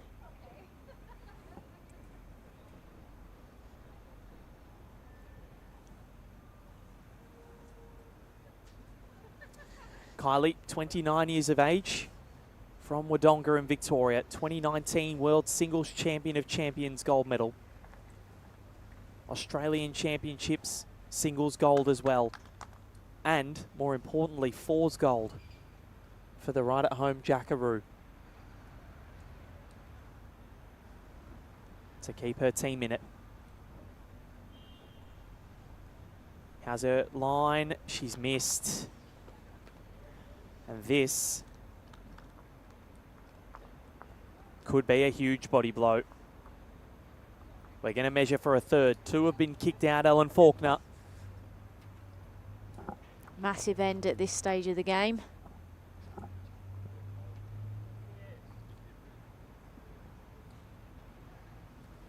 On a live score, they were leading by a couple after N9, and it is 3. Kelly McCarran, she saved it and cut it down to 1 when they were holding 5. And now they've netted a 2 and a 3 to go ahead, 12-6 with 4 ends to go. And Queensland might just be a happy hunting ground for these 3 Canadians and Louise Cronin, the honorary Canadian. What a picturesque view of the Gold Coast skyline. We're sitting a little bit to the left of Surfers Paradise, if you're looking at that, and a little bit further south. Right here at the Broadbeach Bowls Club. A mecca of bowls. And it'll be Louise Cronin, Emma Boyd, Leanne Chinnery and Kelly McCarran's favourite place in the world if they can win their maiden Australian Open titles right here together.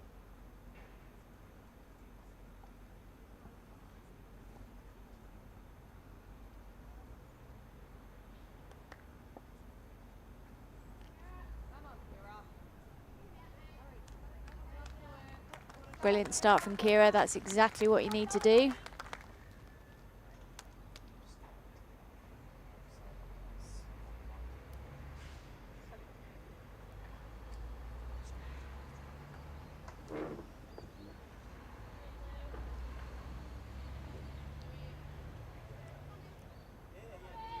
Brilliant reply from Louise there.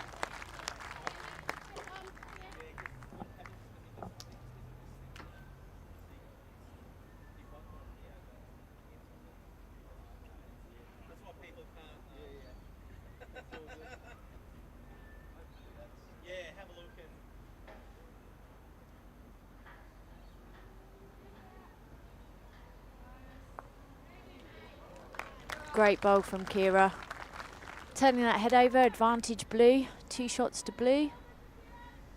Kelly just calling Leanne to play something similar to what Kira's just played. She's down there on the backhand, arriving.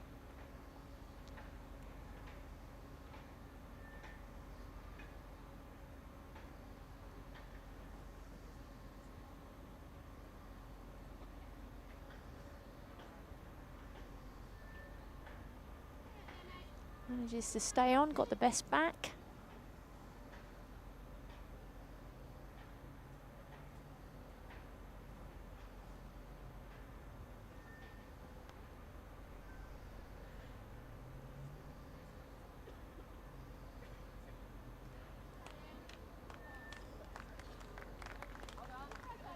Emma getting another bowl in the head there for Team Blue. Vital end for them to score, get back some momentum.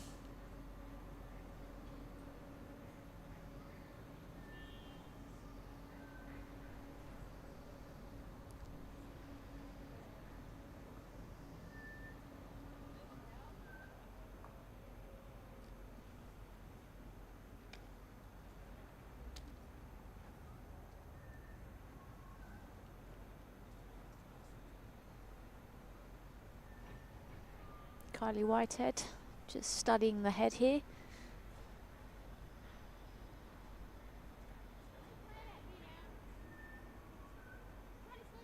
Changing Emma's hand to the forehand. Indicating with her foot where she wants the bowl to come.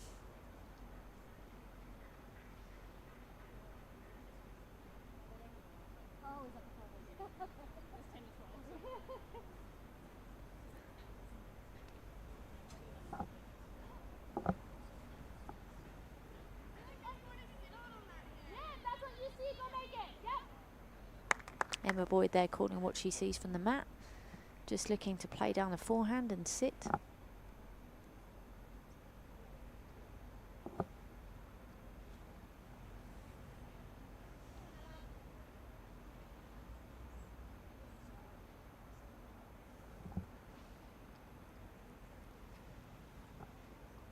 Another one in a receiver position.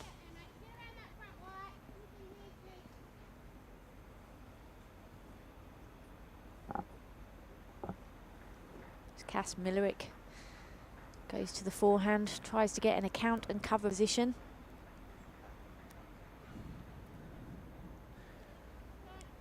Kylie Whitehead likes it. Very good bowl there from Cass.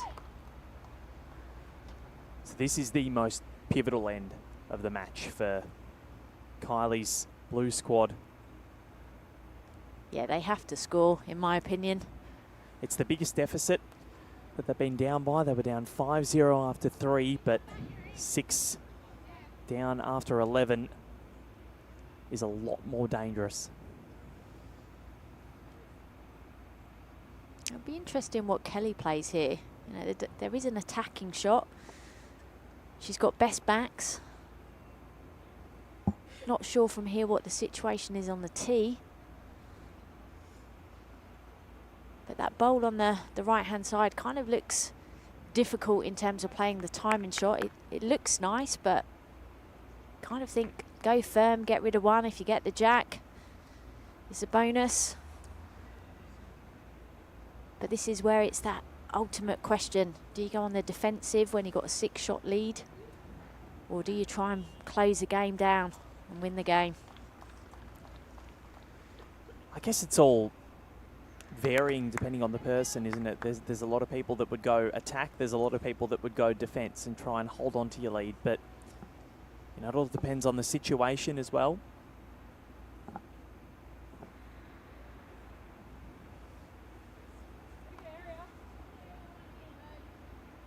They like it.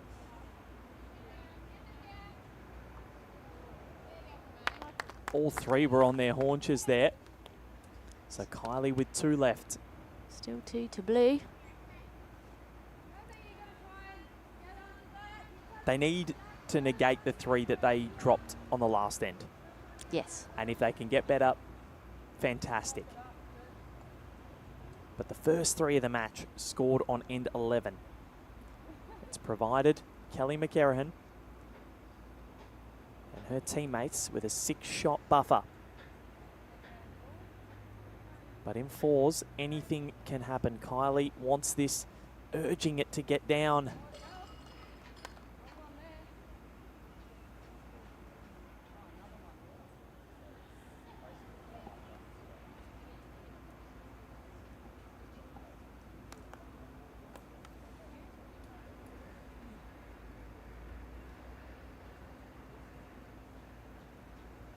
Kelly, 38 years of age, playing out of Clayton, Victoria with her partner Ali Forsyth, a New Zealand blackjack. Silver for Canada, as we said last year.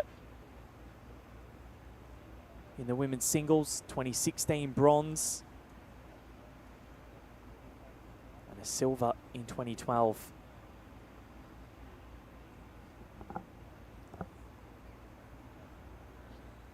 Went down in an epic to Taylor Bruce, but she is an accomplished player. We know this. She's close. What a shot. She spilled it out again.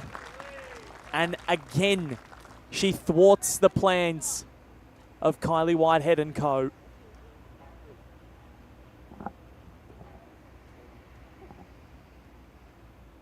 Just a brilliant bowl there from Kelly. Every time a question's been asked of her, she's answered it. As it was last night, she's just proved to be the thorn in the side of her opposition, but Kylie Whitehead secures the shot. That's all they needed just to get back on the board. 5 the difference. Ellen Faulkner, 3 ends to play. It's game on.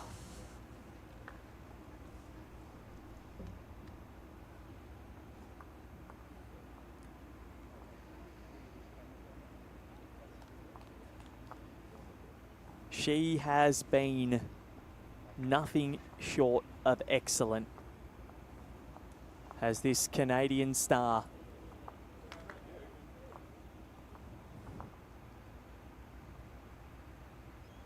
They are so close. The fans are enthralled.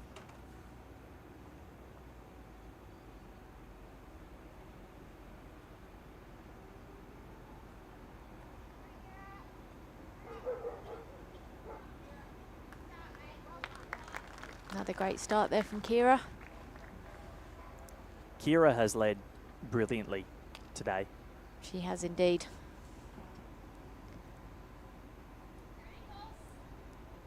Louise Cronin looking to try and get her team into a good position to start this head. It's a not a bad home. Yep, it's a good positional bowl. She's nailed the line, just needs to make a slight adjustment.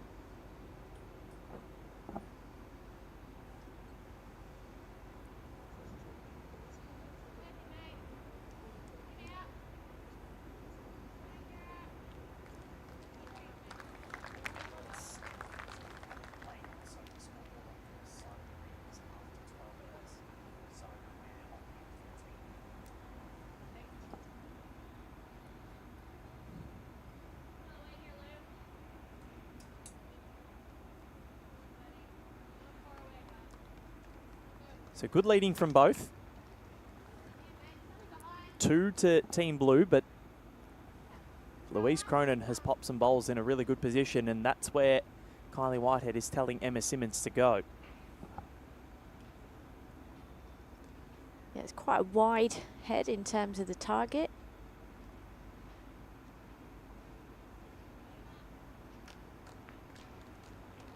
And that is not the result they were after. 2 up to 2 down.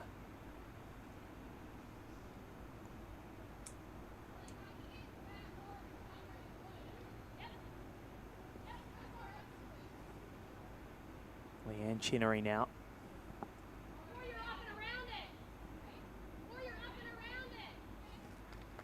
What are they saying, Els?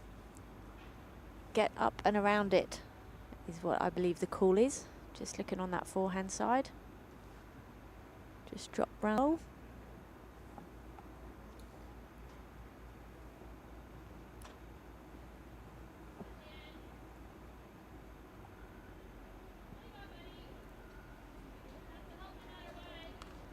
Well, she's got another one roundabout.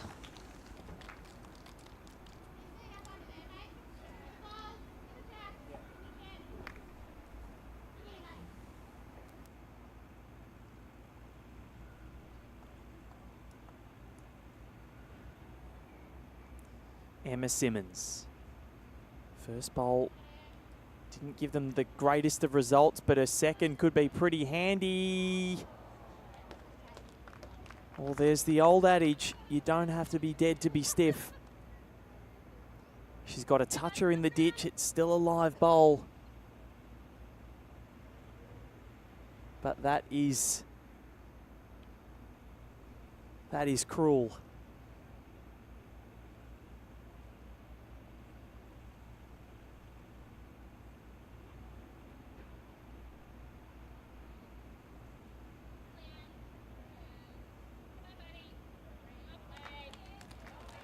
Another well-played bowl from Leanne Chinnery.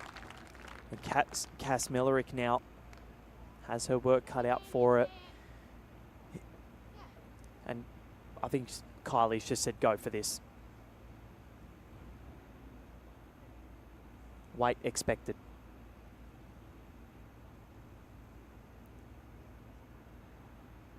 She wants to blaze them all off the green.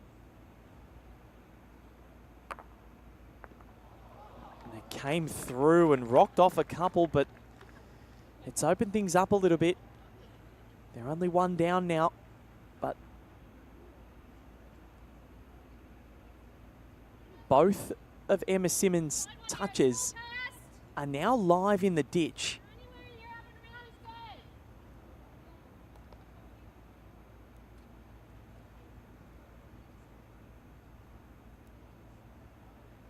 This chess match ensues, and Emma Boyd looking to send down her first into a handy position. Is it in the way of a drive now?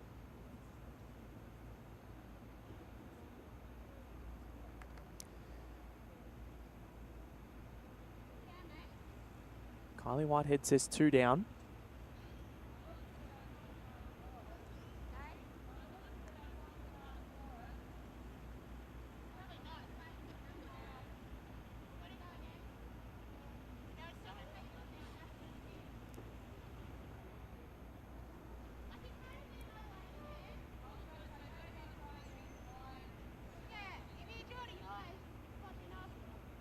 So Cass saying, I probably can't draw it.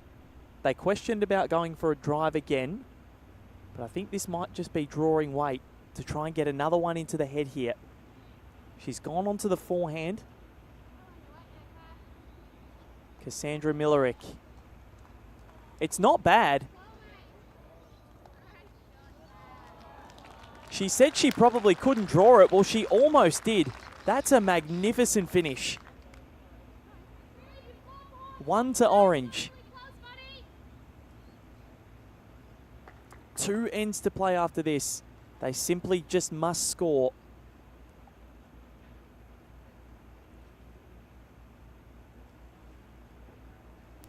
Emma Boyd's final bowl of this end.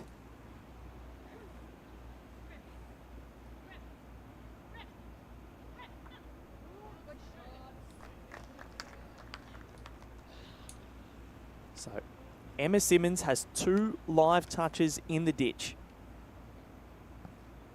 Cass Millerick almost secured the most remarkable of draw shots. Now it's up to her and Kylie as they confer and stare at what lies before them.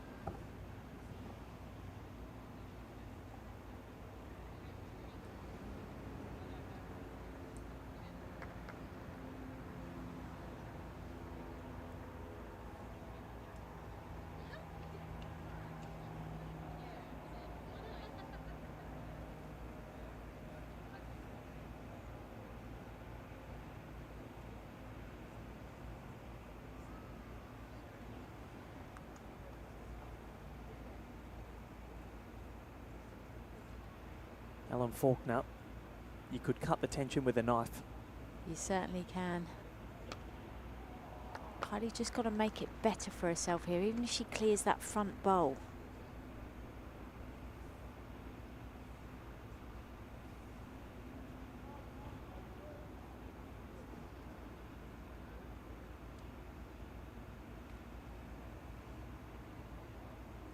It's not going to affect anything. Yes. Kelly McCarrahan now. Yeah, it's a position of that front bowl that makes it a difficult shot for Kylie. She can't afford for the jack to go back on the tee. She has to get the right-hand side of the jack. And it was just torrid luck from Emma Simmons, who touched the jack twice.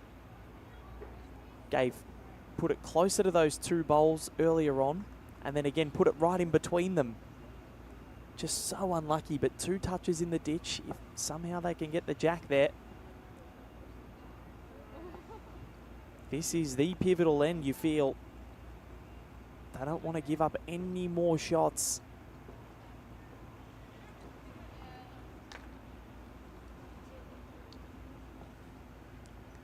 So what's Kylie Whitehead going to do?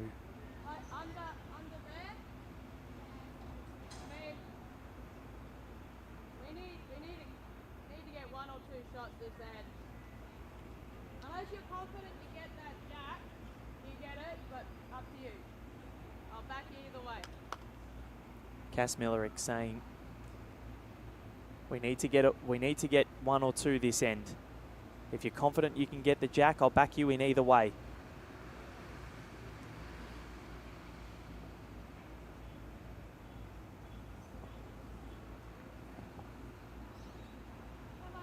They don't mind it. Kylie Whitehead. What a shot.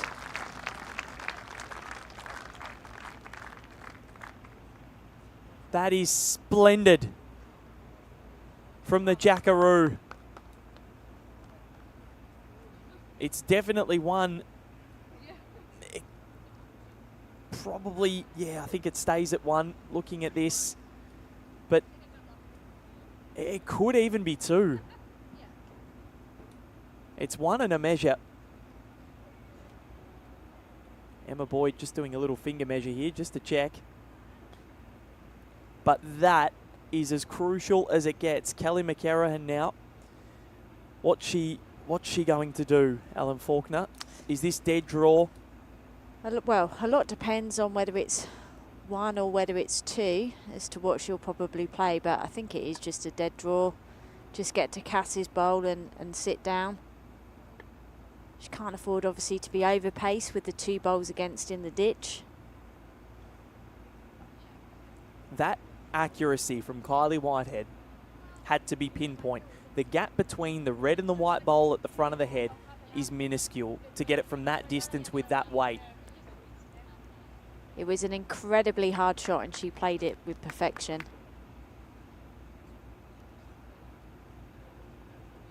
Kelly strides down to the mat.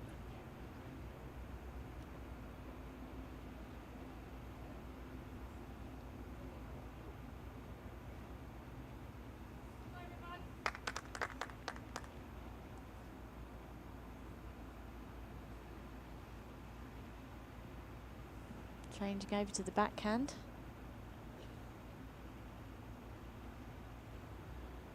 What has she got? Kelly McCarrahan. She's come up with the answer time and time again. They're on their haunches. They don't mind it. I think this is going to drift under. It's rocked a bowl up. It's probably just the 1 now. So no need for a measure, but Kylie Whitehead and co. Get another score. 12-8. There are 2 ends left in this Women's Fours final of the 2024 Australian Open. They'll have a middle of the rink meeting to determine what length they want. And this is the state that we are doing all of this in.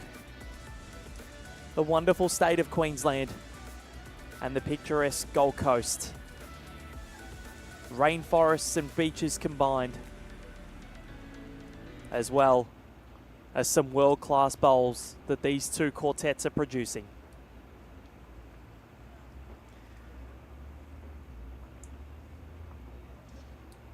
Does this make you miss playing in these finals, or does it make you want to get out there? Oh, you always want to be playing, without a shadow of a doubt. because watching, I'm a nervous sports watcher, and when you get to these finals, you can cut the tension with a knife, and the excitement and anticipation among the crowd is palpable, and right here at the gantry as well. Yeah, I would say that being rinkside coaching and watching it, you're so invested, and you know everything that the players have put in and all the hard work and all the hard yards. That's probably the most difficult spot to be in, but the most privileged too. Kira Burke going past.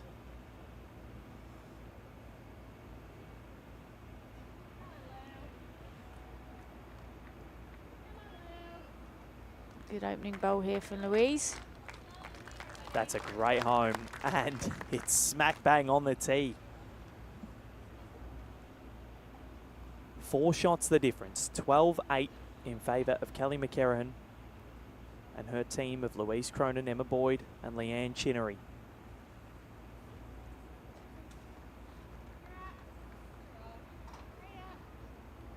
Brilliant adjustment here from Kira Burke.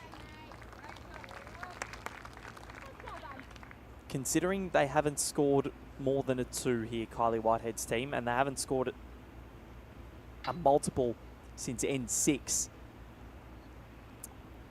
they need something here. They just score, and they Yeah. give themselves every chance going into the last end. Yeah. You never quite know. It's never over until it's over.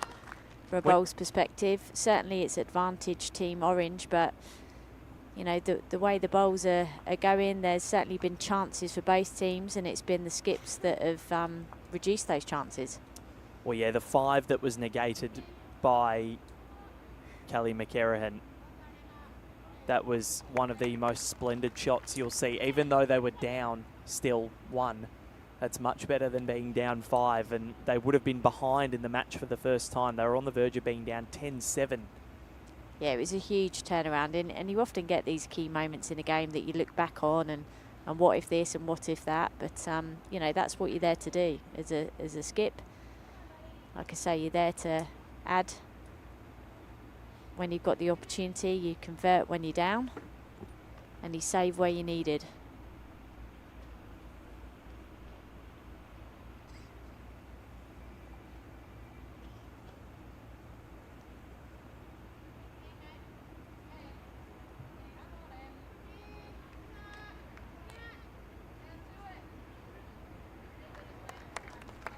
Another good bowl in the head there from Emma.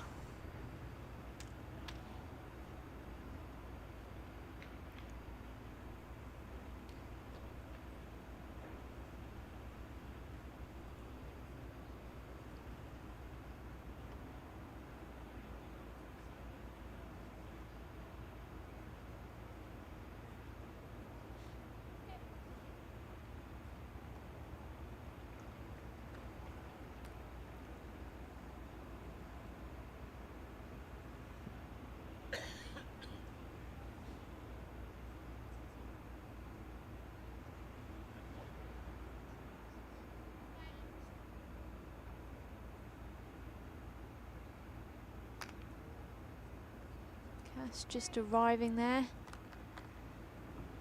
Finished in a good home, but she'll be looking to get another one in the head there. It's all about scoring first, and then how many they can get.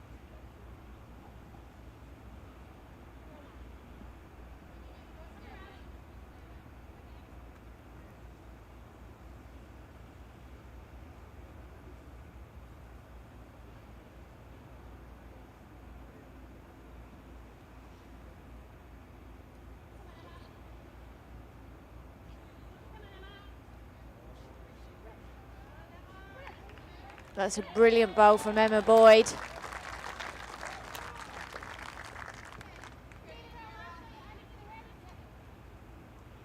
Cassandra Millerick now looking to respond.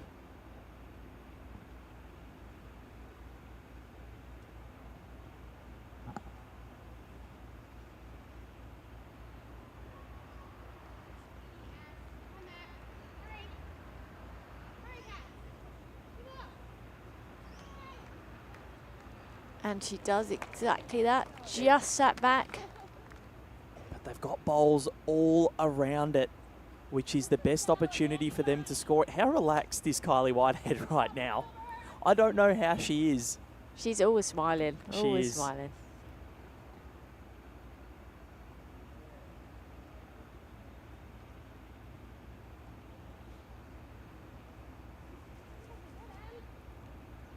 It's Emma Boyd with her final bowl of this penultimate end.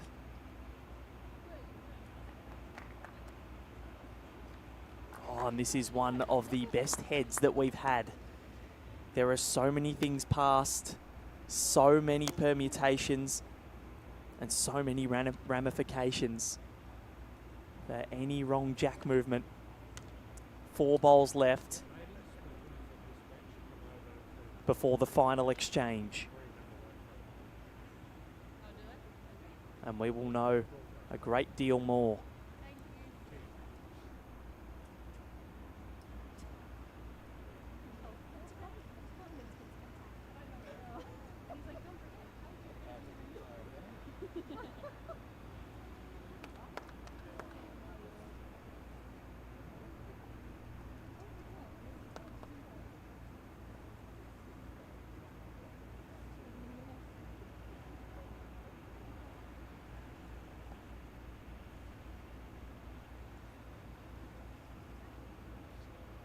Kylie's first. Just going to hang by. Weight was very good for it. Does it stay on at the back of the rink? It does. Kira's is back there too.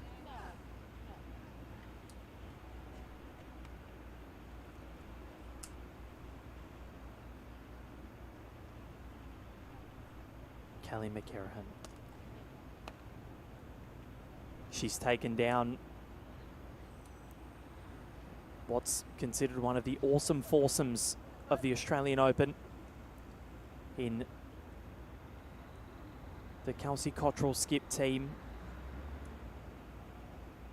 Took down the lady that beat her in the World Bowls Championship singles final last year in Taylor Bruce last night. Can she take a gold medal here? What's the go for Kylie? What's she thinking about doing? If you're her, where are you going, Ellen Faulkner? Yeah, she's coming up to have a look. I think this is a good idea. It's the red bowl that's short on the left-hand side that makes that backhand shot quite tricky. Got to play the perfect bowl to get it. I just wonder if she's better off playing down the forehand, looking to lift the red bowl away. If she gets the jack, Kira's is right at the back there, as is Kylie's. What she doesn't want to do is halve the jack, but she's got to take a chance, I think. 12-8, one more end to go after this. I think she's just got to go for it. Kylie Whitehead.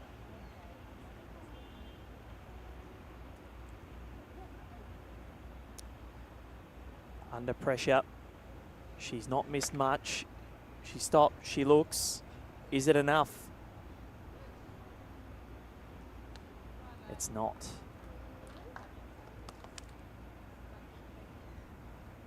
So Kelly McCarrahan, she's not going to bowl this last one. She's going to take the one and run. They lead it by 5 with 1 end to go. Now, 5 is a big score in a fours game. It's a big score. But on the final end, Kylie is going to understand exactly what she needs to do to get that 5 if it's possible. Yeah, and I think the big thing here is that there's no killed jacks. So it's not like you can keep going until you can get the 5. So 5 will force an extra end. Yes. Anything less than that for Kylie Whitehead and her team, and they're done. Kelly McCarrahan, Louise Cronin, Emma Boyd, and Leanne Chinnery will win the gold medal. Louise Cronin's first is splendid. That's a fantastic start. She turned 24 years old yesterday, and what a birthday present it would be. albeit a little bit belated. Well, as the Canadians keep telling me, it's still her birthday in Canada time. That is true. That is very true. So, but she's not Canadian, unfortunately. But her teammates are. She's an honorary one, apparently, today.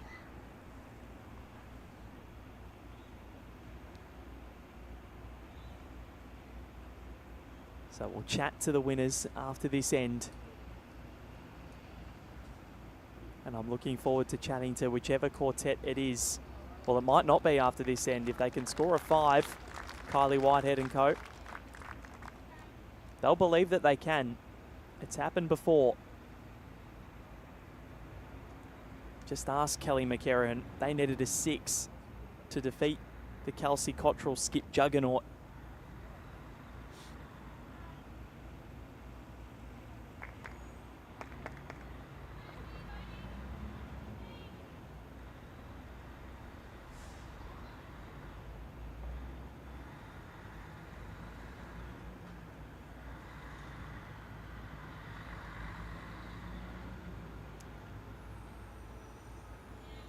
And Kira Burke, their jobs are done, we think. Leanne Chinnery's first is a pretty decent one. Good home to be in with Kira's 2 back bowls. When you're chasing a 5, you can't afford to be short. No, correct. Correct.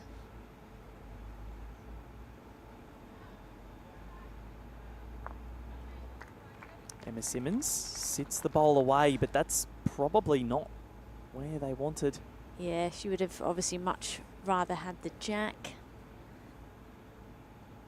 But she played a decent weight for what she was looking to do.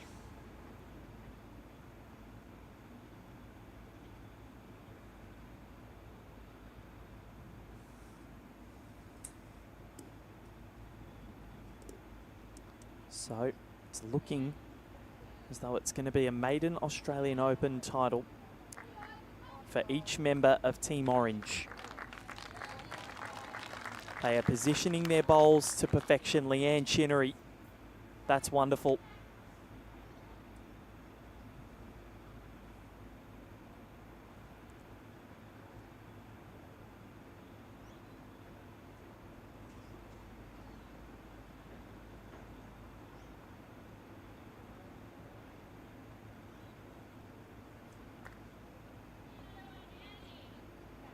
So Emma has the Bacchus bowl now. And now the other Emma, Emma Boyd, who lives up here, moved down from Canada to further her career.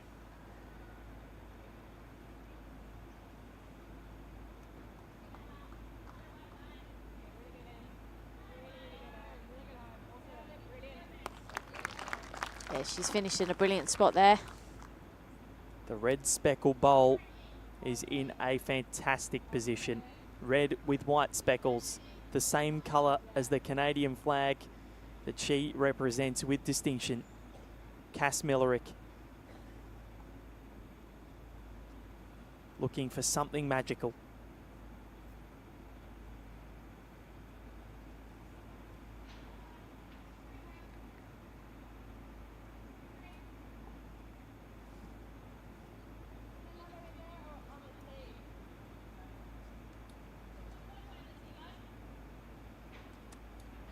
Is there a way that you can see a 5 happening here, Ellen?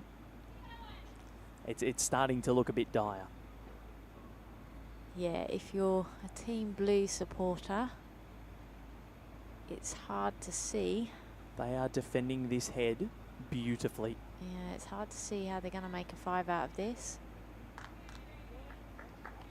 Another good bowl there from Emma Boyd. That is perfection, Emma Boyd. What a sensational final end. And now Cass Millerick, they've got 3 bowls to try and change this here. Cass and Kylie confer halfway up the rink as Louise, Leanne and Emma Boyd walk past them. Leanne with a smile on her face, and Kelly McCarran says, well done. all three of you. Yeah, as a skipper, you'd be saying thank you very much. Yep. You've made my work easier. Yep. And that's what fours game is all about. It's about making it easier and better for the person that comes after you. Leave the head better than where you found it. Yep. You don't always have to get the shot. You just have to give the opportunity for the person coming next. So, Cass Millerick. They've had their discussions. Emma and Kira join Kylie at the head.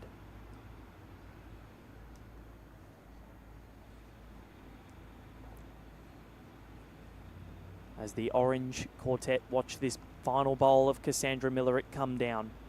They're holding one. And Cass comes crashing through. But probably, I'm not seeing a 5 yet, Ellen Faulkner. Well, there is a outside chance, but it's relying on Kelly not getting another bowl in the head, which the way she's been playing is highly unlikely. Reliant on Kelly not getting another one in. Wow. Yeah.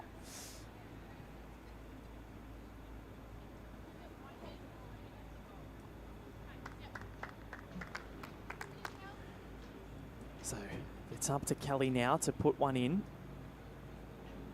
If she doesn't, then you can enlighten us with your thoughts, Ellen Faulkner, and see how Kylie Whitehead can possibly negotiate a 5. A 5 ties it, sends it to an extra end. A 6 wins it for Kylie Whitehead. Anything less than that, and this orange team are home and hosed.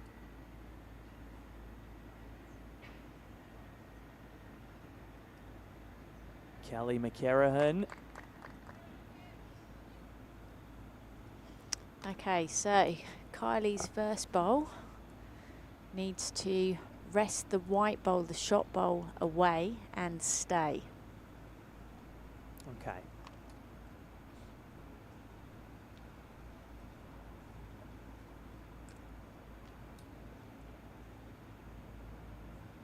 This is where you have to be such a good problem solver. And you have to be inch perfect.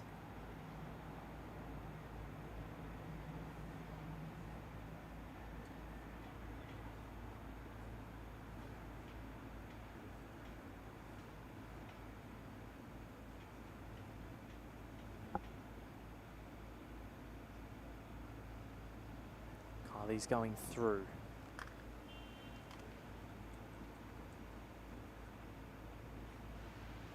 Is there still an opportunity for her? No. It looks extremely difficult considering where this orange quartet have put all of their bowls.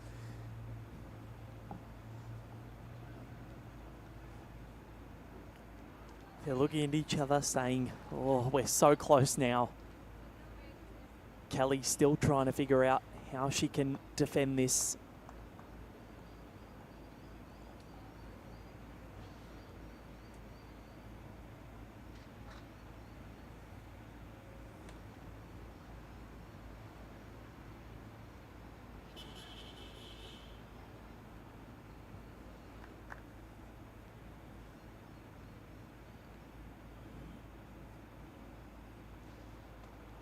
So many people watch with bated breath.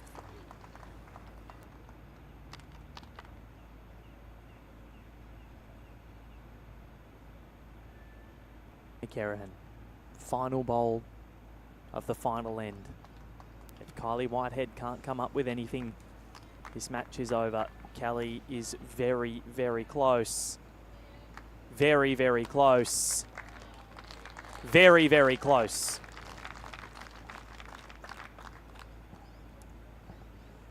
So what do you see, Alan? Is there any way that Kylie Whitehead can negate this? They're down 2. They need a 5 to tie it and send it to an extra end. A 6 wins it for them. She's got to go quick down the backhand and get the inside, get rid of both the red bowl and the white bowl, and then get the inside of the white bowl to then get to the other red bowl. Cass Millerick has maybe alluded to that. She said to Kylie and looks at her and goes, well, there is something. So it might be outlandish, but a chance is a chance, whether it's a Lloyd Christmas chance or if it's genuine. I've seen some great bowls in my time. If Kylie gets this, this would top the list. Well, you're setting it up perfectly, Ellen Faulkner.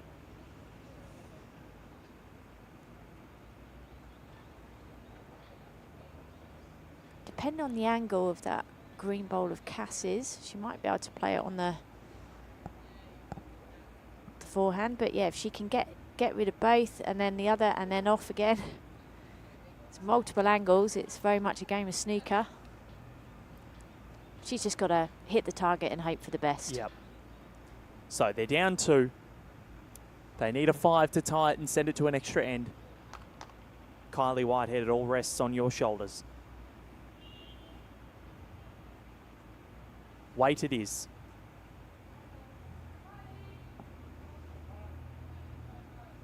She was close and hit every single gap imaginable, but there it is.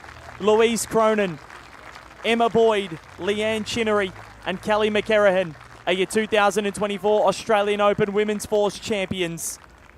Kelly at the back end, sensational, and her front 3 were absolutely brilliant, Ellen Faulkner. They each win their maiden Australian Open titles with a 15-8 victory. It was an incredible game to watch, and congratulations to Team McKinnon. Fundamental time for the change was on end 10, where Team Blue scored a 2 and backed it up with a multiple count of 3 on end 11, taking them to a 12-6 lead. It was a hard-fought battle with the team from Australia very much hanging on in there all the way through. But now we will hand over to Val, who will interview the champions. Well, I'm here with the 2024 Australian Open Women's Fours champions, Emma Boyd, Louise Cronin, Leanne Chinnery and Kelly McCarrahan. Louise, we'll start with you. You turned 24 yesterday, I believe. Happy birthday. How good is this present? Yeah, I can't think of anything better, really. So, pretty stoked and, yeah, happy. The maiden Australian Open title for you. Leanne, how thrilled are you to take this victory? It was an amazing contest by all 4 of you. Yeah, look, it's amazing. Kel and I have played a lot together. Emma and I have played a fair bit together, and it's just brilliant to get over the line and have a victory and be able to celebrate here and be able to celebrate. Obviously, there's a lot of Canadians back home. They're pretty excited. Emma Boyd, you live here on the Gold Coast. It's your home now, but to win an Australian Open here in front of your new home crowd. It's absolutely amazing. It's always special coming to Broadie and playing at Broadie, and this is like a lifelong dream. And to do it with these girls and to do it with the crowd and all of my family at home watching, it's so special. So, yeah, so special. And the skipper, Kelly McCarrahan, that 5 you saved, that was humongous. How much did that make everybody walk taller on this rink? Oh, yeah, look, it was, I wasn't far off on my first one, and I knew they just had to correct it that little bit and trying just to cut down at the end of the day there, and yeah, got a good result, and that really kind of led the way for the rest of the game. So, yeah, the girls played awesome and absolutely thrilled. You 4 have earned this title. You've beaten some formidable quartets. How much does this mean to you? Oh, this is fantastic. I mean, to do it with our friends as well is great. So, yeah, no, over the moon. Absolutely fantastic. Congratulations to all 4 of you, the Women's Fours champions of the 2024 Australian Open. Kelly McCarrahan, Emma Boyd, Leanne Chinnery and Louise Cronin.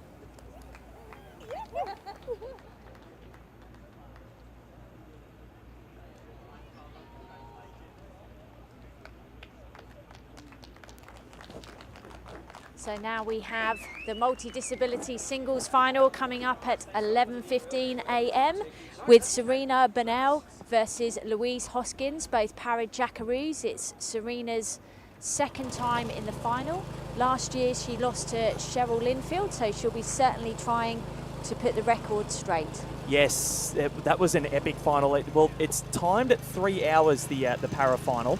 and it got to the time limit. Cheryl came back and on Serena's birthday completely ruined it. So it was an amazing performance from her, but looking to avenge her loss from last year and go one better. Have a look at some of these highlights from the contest so far. Kelly McCarrahan, as I spoke to before, she was mega in the clinches. She was absolutely amazing, and everything she was able to pull off, that 5 that she saved on end number 9 was something to behold. Down 5, got it to 1 down. It's not about winning the ends, it's about cutting down those big scores that you might drop, and it was absolutely brilliant. Kylie Whitehead asked her a lot of questions, but her front 3 were absolutely sensational. And Louise Cronin's 24th birthday yesterday to come home. What a birthday present it was for her. And have a look at some of these from Kelly McCarrahan. When she gets the little skip going, that she's done something good. Full credit, though, to Kylie Whitehead, Cass Millerick, Kira Burke and Emma Simmons. They enjoyed a sensational tournament themselves. They did, and they fought all the way to the very end. They sure did. Some of these last highlights coming through, that they were just magnificent. They deserve this result, to take down some of the quartets that they've taken down. You always earn an Australian Open title, and the fields are stacked. So to win one, this will mean the absolute world to all 4 of these ladies. And the Broadbeach Bowls Club, the green is getting rolled again for the next final, as you alluded to, Alan Faulkner. That is coming up very shortly. It'll be Louise Hoskins up against Serena Bonnell, the multi-disability women's singles final. After that is the men's 4s final, and we're looking forward to all of that. But Ellen, we're going to take a small break and come back with Serena Bonnell versus Louise Hoskins. So thank you very much. Thank you, Val, and I'm very much looking forward to this next game. These 8 women have got us off to a great start to the finals, and what a showcase of bowls that it was. A toe-to-toe game, but the team in the peach colour prevailing in the first round, and off we go for the next one. Off we go. Louise Hoskins and Serena Bonnell coming up very shortly here on the Australian Open Finals Day on Green 1 here at the Broadbeach Bowls Club. From myself, Val Febo, and Alan Faulkner, we hope you enjoyed the first session. There's plenty more still to come at Broadbeach.